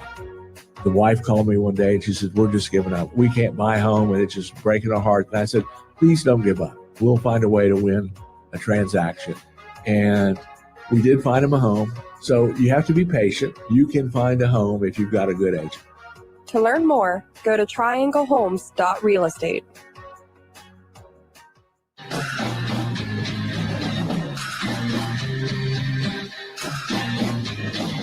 You're listening to Inside Carolina Live on 97.9 The Hill WCHL, the flagship station for Tar Heel sports.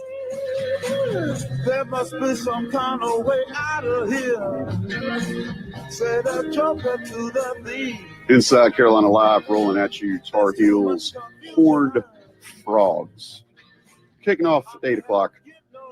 I'm Joey Powell. He's Tommy Ashley. We've got Jason Staples here, continuing our next season of X's and O's talk that you all have come to love and appreciate from Doc. And Jason, I think the first thing I'll ask you is, can you recall a situation where there's just been this much unknown around what North Carolina is going to do on either side of the ball? I think we have some suspicions, but there's just nobody's seen a Freddie Kitchens offense, and we just have no clue what this personnel is going to lend to North Carolina's game planning. So I'd ask you, have you ever seen anything that's been this much shrouded in mystery, wrapped in enigma? Not even close.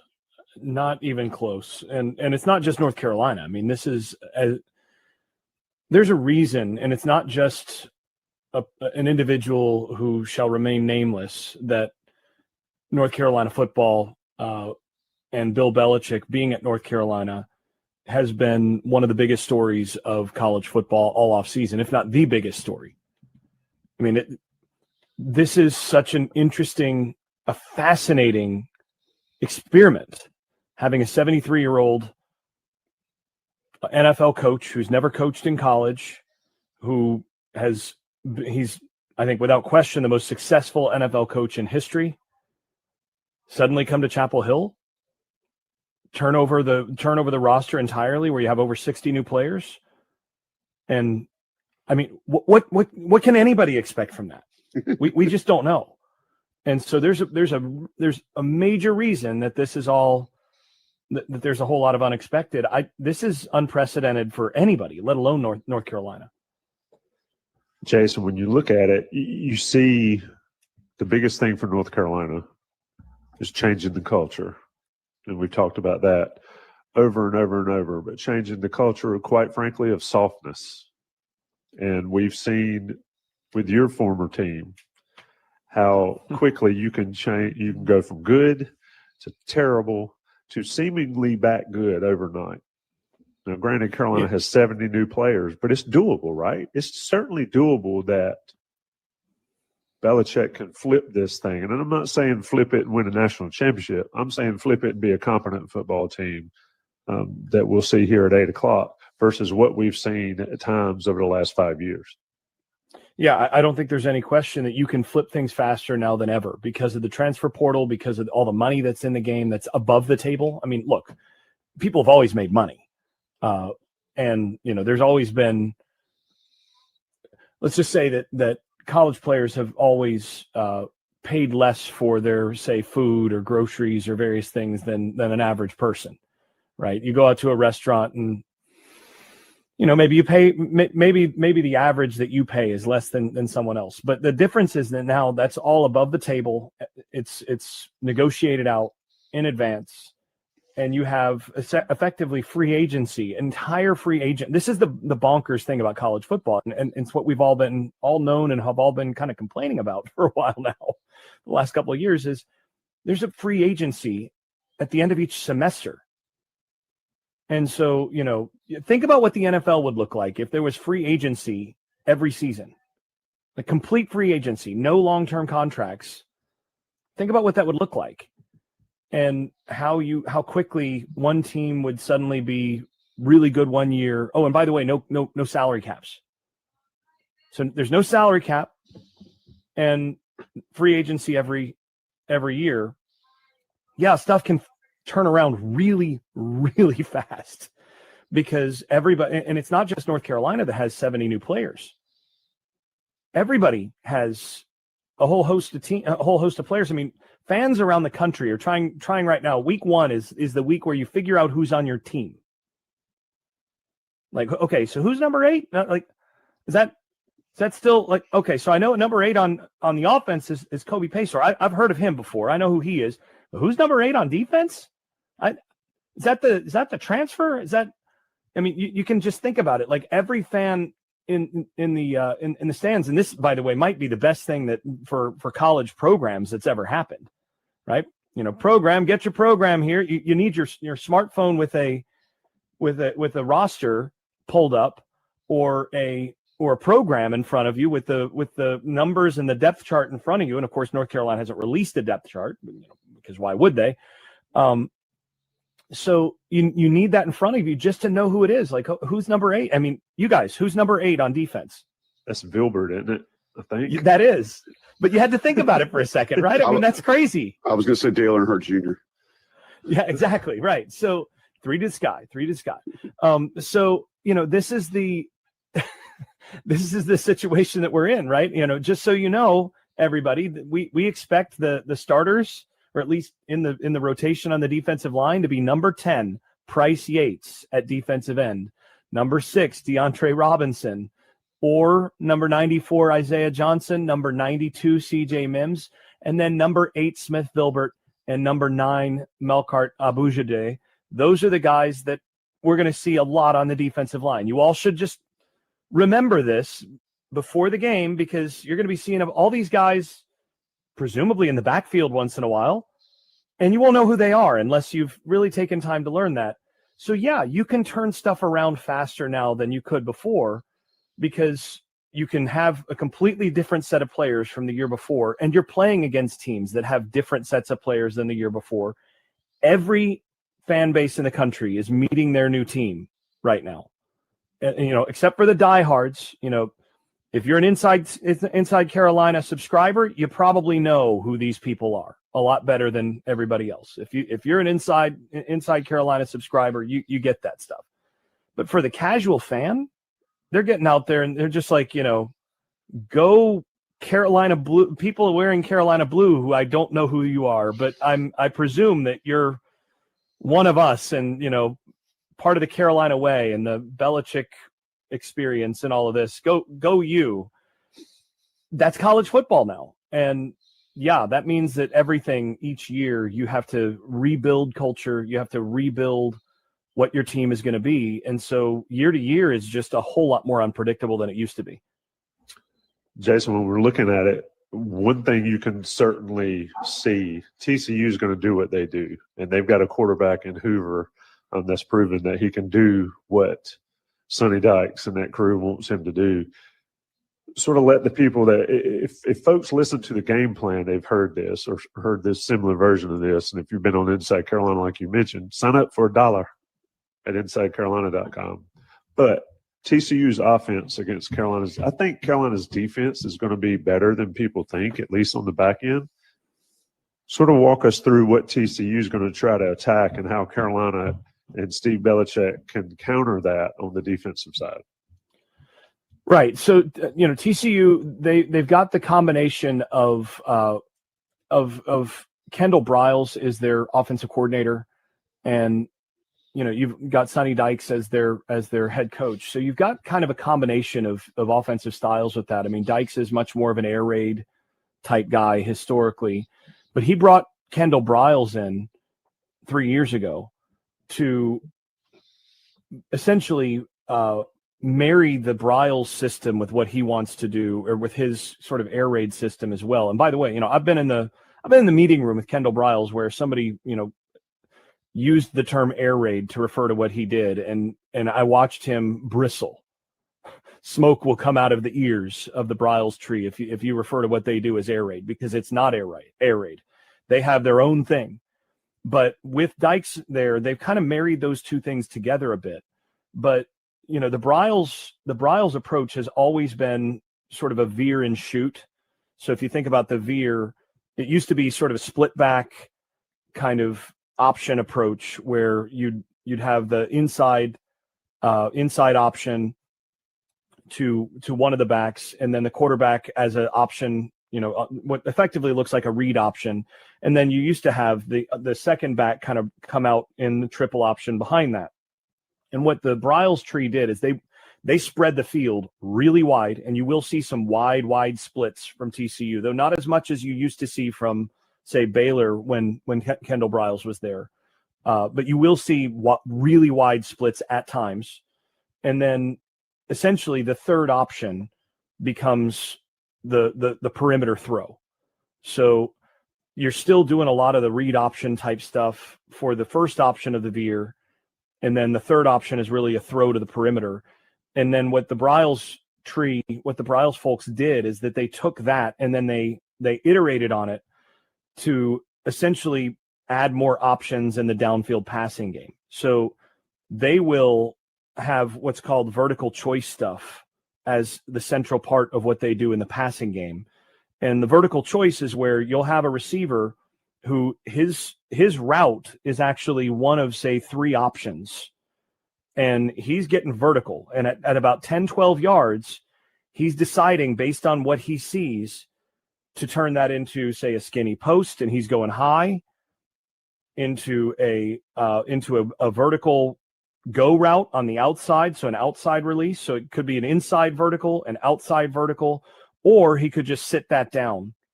And the quarterback is reading at the same time he is. And as long as they're on the same page, it's really hard because the defense, in some sense, can't be right on all 3. You're going to have to give up leverage somewhere. And what they're going to do is they're just going to take advantage of whatever leverage you have and try to get really fast guys running down seams and let the quarterback drive the ball into those seams.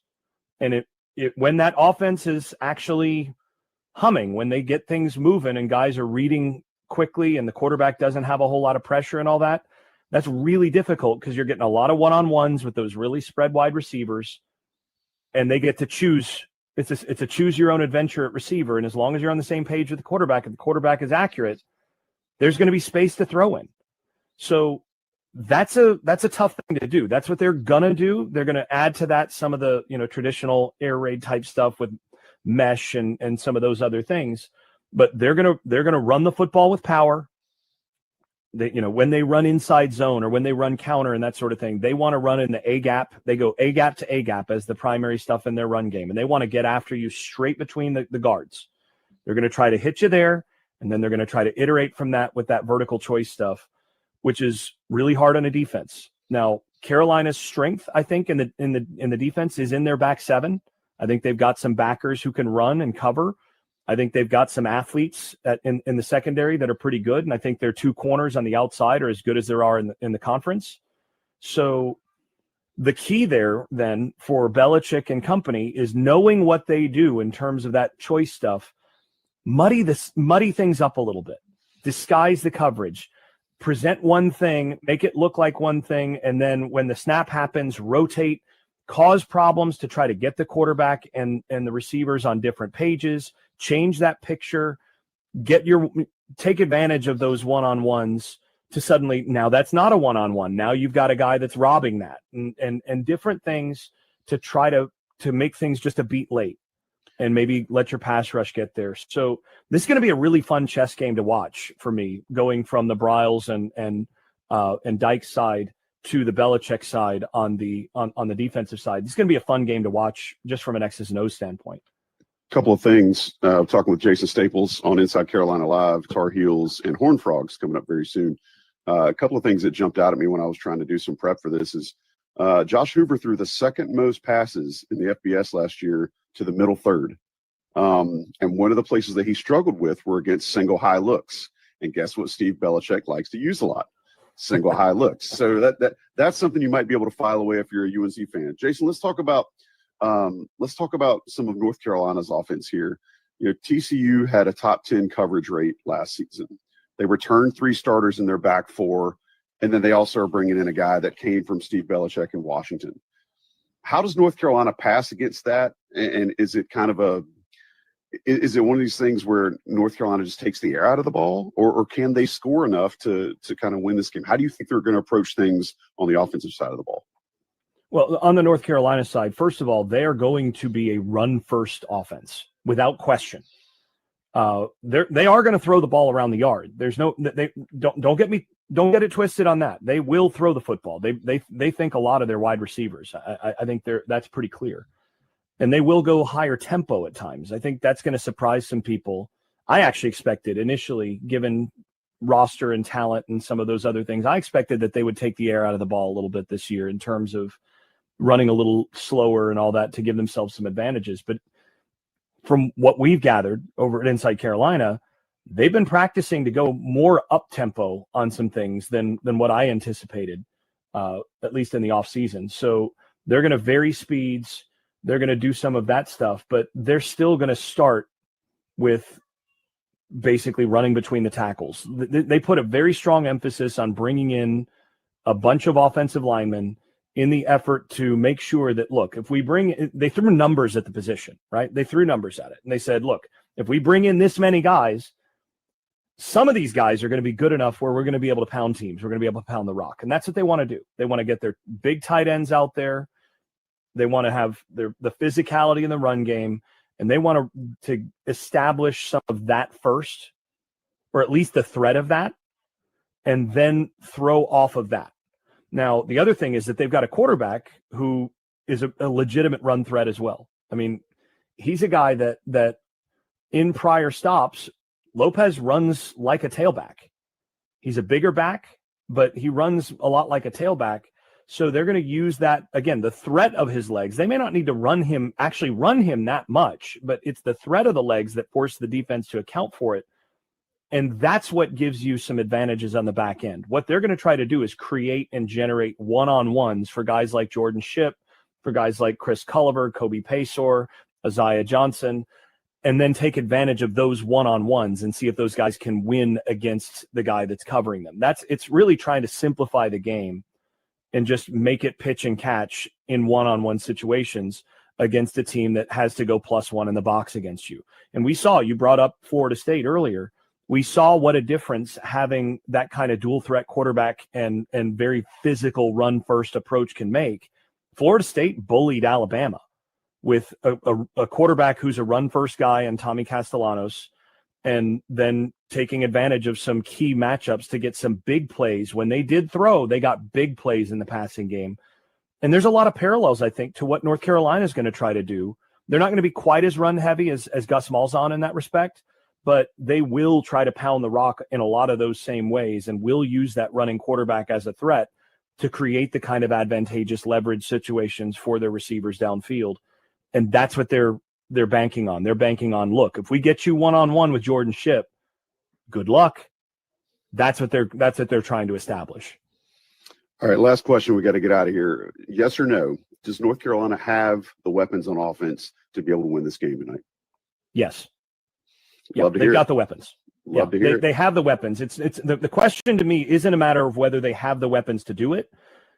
The question to me is, are they first of all going to hold up on the interior where they've had some injuries on the offensive line?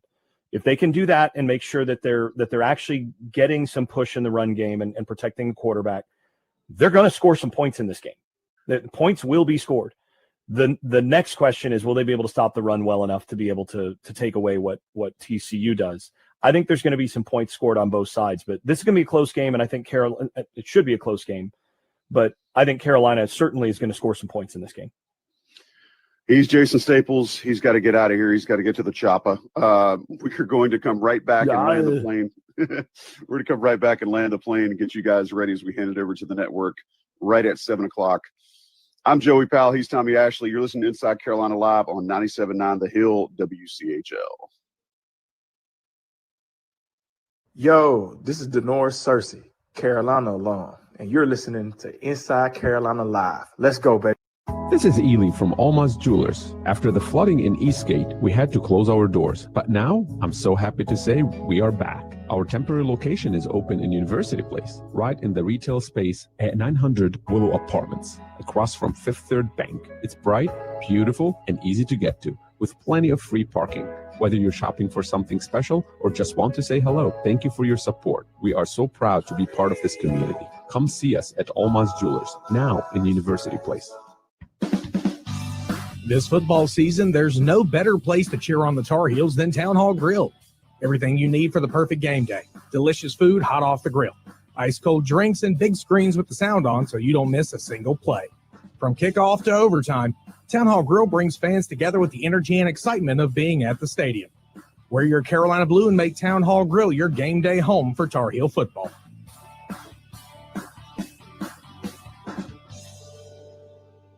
Retirement, investments, taxes. It's chaos. Unless, of course, you have someone to make sense of it all. You should call John Stillman at Rosewood Wealth Management, the one who brings order to the madness. Because you see, money's not a joke, but mismanaging it? Oh, that's a real punchline. Why not? Make the call. The Joker wasn't compensated for this endorsement because he isn't real. However, Carolina Wealth Stewards doing business as Rosewood Wealth Management is a real registered investment advisor with the state of North Carolina.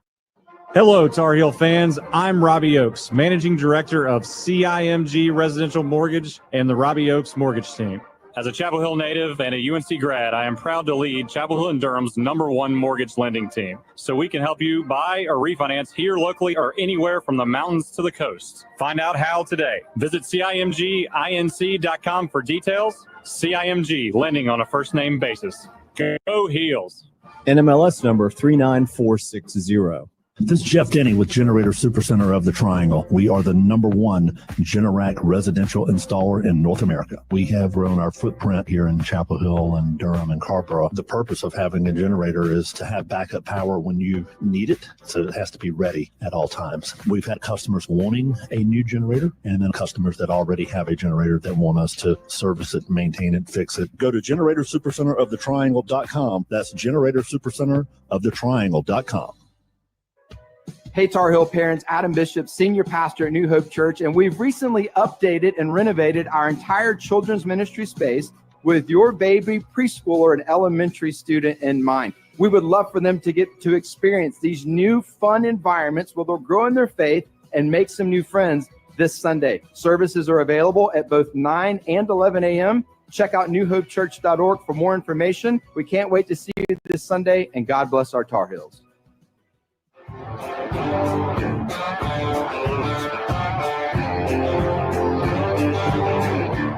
You're listening to Inside Carolina Live on 97.9 The Hill WCHL, the flagship station for Tar Heel sports.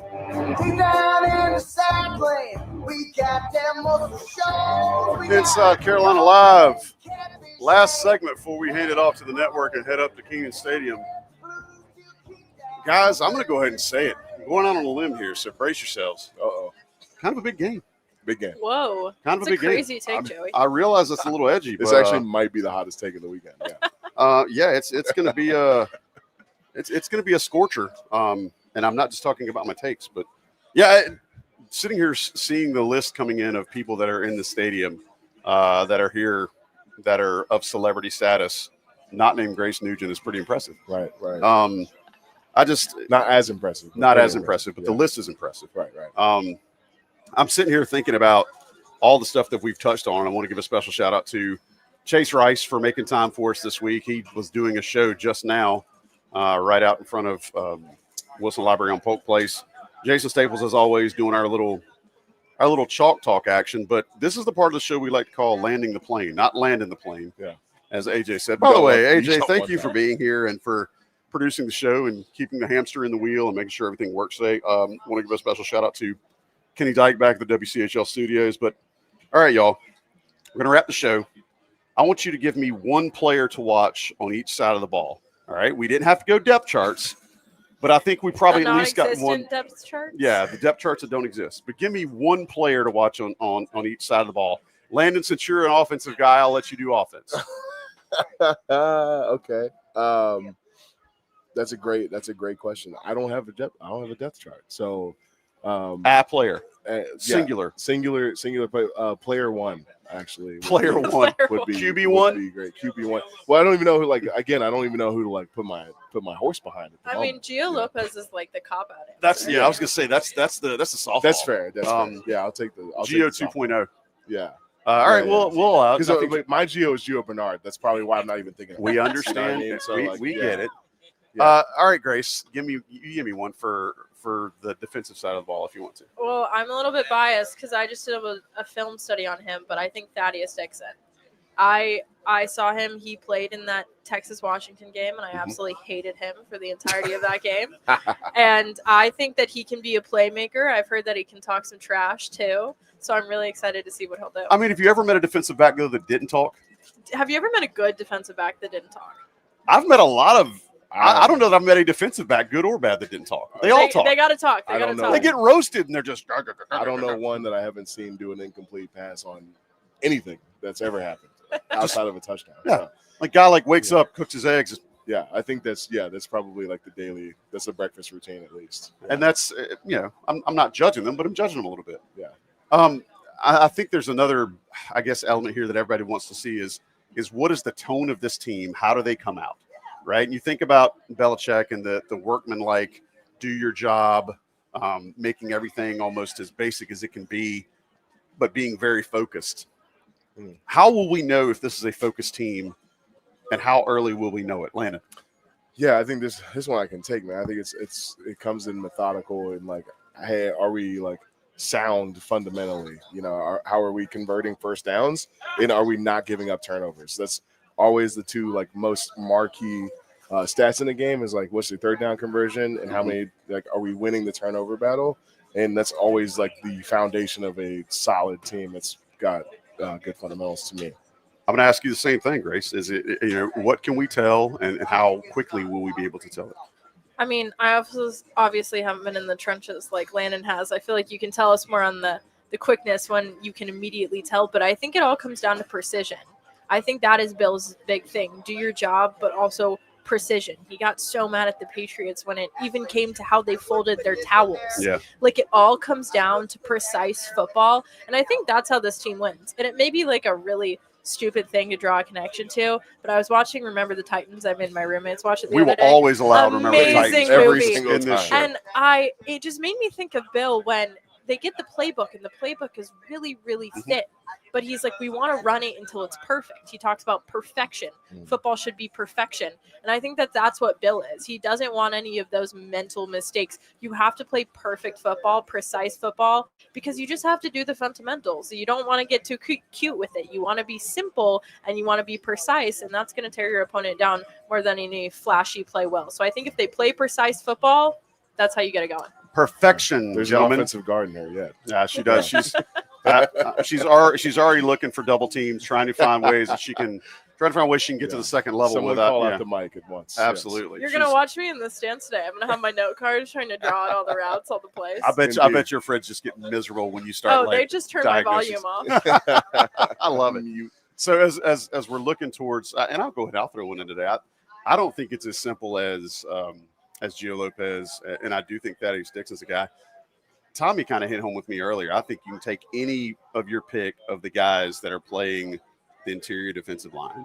If any of those guys can just occupy double teams regularly, I think that bodes well for what they might want to do on offense. Again, we don't know what they want to do on offense until we see a game, but assuming Bill Belichick still does Bill Belichick things regardless of who the OC is, I do think that if they are able to command somewhat of a double team on defense and kind of slow the game down, I still think that there's going to be an opportunity to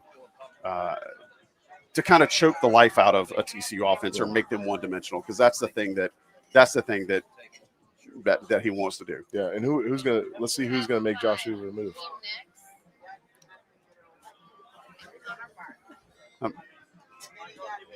I'm sorry, we have somebody trying to distract us and steal our pom-poms from our set here, which is totally uncool.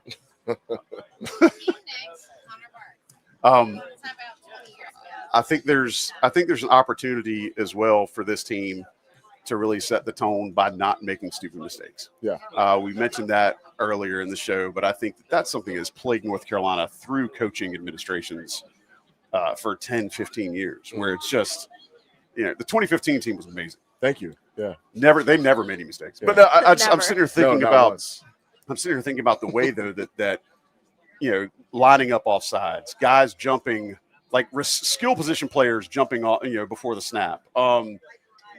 Guys on defense just not even looking towards the backfield when the ball is snapped. Those kinds of things have got to stop. And I think if you can just minimize those, I think North Carolina all of a sudden is on a different playing plane than they've been in a long time. Yeah.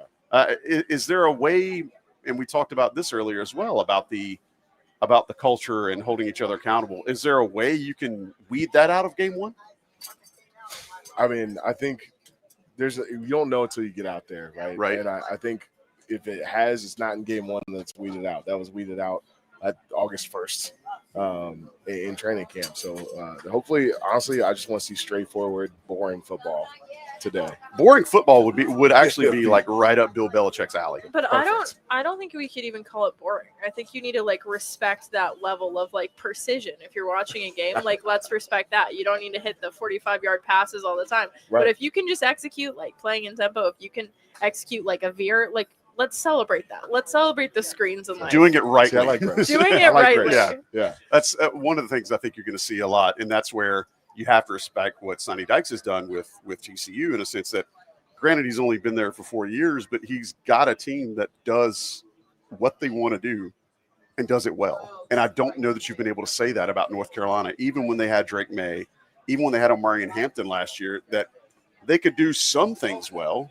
But how many times were we in situations where they had to have a guy do something important, where they had to have a guy make a play for them, or else everything was going sideways? And that's kind of the next level of things that I would love to see eradicated and purged from the DNA of this program tonight. Hey, do your job, man. That's where it starts. Where have I heard that? Do your job. I'm about it.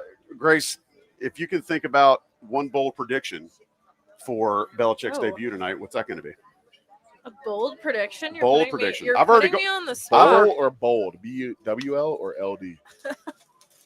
Very important. BOLD. Here. Okay. Hard D. Hard D. Got it. I think that they could force 2 turnovers. Is that a crazy take? I don't think that's crazy, but the fact you're giving a number to it makes it bold. Yeah, I'll say that. The thing that I wish about this team, and as someone who likes to well research, I wish we had more film. Like, you have the option to be like, I think this is going to happen. And that just hasn't happened here. But I do think with the way that Bill has run the Patriots, the way that he wants to coach, the way that he's learned from his dad, who like wrote the book on scouting, he wants to just tear the other team down until they are nothing and they don't want to play the game anymore.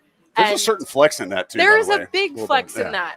And I think that the offense just might need a few games. And I think Jason talked about it in the game plan podcast that Gio might overthrow a few things. Like, there might just be maybe not nerves, but adrenaline, and that offense may need to click a little bit. But I think they need to rely on the defense, and the defense has to step up. And I think one of the ways they do that is they win that turnover battle. We got about 2.5 minutes left. Landon, I want to ask you the same question. Give me one bold prediction from this Belichick team tonight. Because, again, we just don't know a lot. But knowing what we know about Belichick, I think we can make a couple of safe guesses. But I'm going to ask you to be a little bolder. No, that's so fair. Special teams trick play? Whoa. That is bold.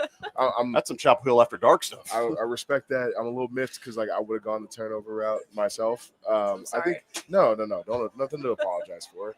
I think bold prediction. Let's get 200 yards on the ground. Ooh, okay. I like 200 yards on the ground. It won't be I don't think it's going to be because of lack of attempts. No, and that's what I'm saying. Maybe in that sense it's less bold. But like if we establish like a strong running game, in me, I like 200 yards on the ground. Again, offensive line bias. Run the damn ball. Into my inside Carolina. Run the damn ball. That's my bold prediction. I don't call it bias. I call it experience. Thank you. 200 yards on the ground. All right. Well, don't let me down, y'all. In that vein, I'm going to step out a little bit, and I'm going to say that North Carolina holds Josh Hoover under 300 yards passing. That's good. I like. I don't think that's the craziest take. What the hell, man? First show, and you're already shooting down my takes at the end of the program. No, I think that's a good one. I'll put some numbers behind it. Here's why. We talked earlier about the fact that they've got veterans in the back seven, the fact that that's probably going to be the strength of this defense, and the fact that I think North Carolina is going to make Josh Hoover see some things that he doesn't think he's going to see.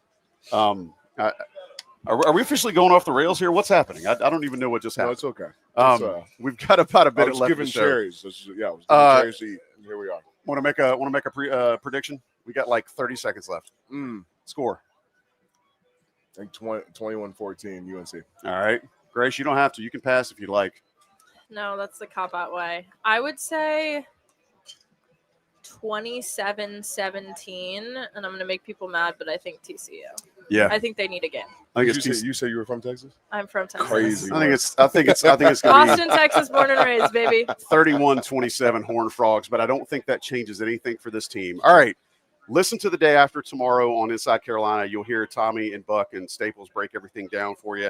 And then next week, we'll be back from 4 to 6 getting ready for Tar Heels in Charlotte to play against the 49ers. But we appreciate you. Thanks to AJ, to Kenny, to Grace Nugent, to Spencer, who took off, to Tommy, who took off, to Landon Turner. I'm Joey Powell. You've been listening to Inside Carolina Live on 97.9 The Hill, WCHL.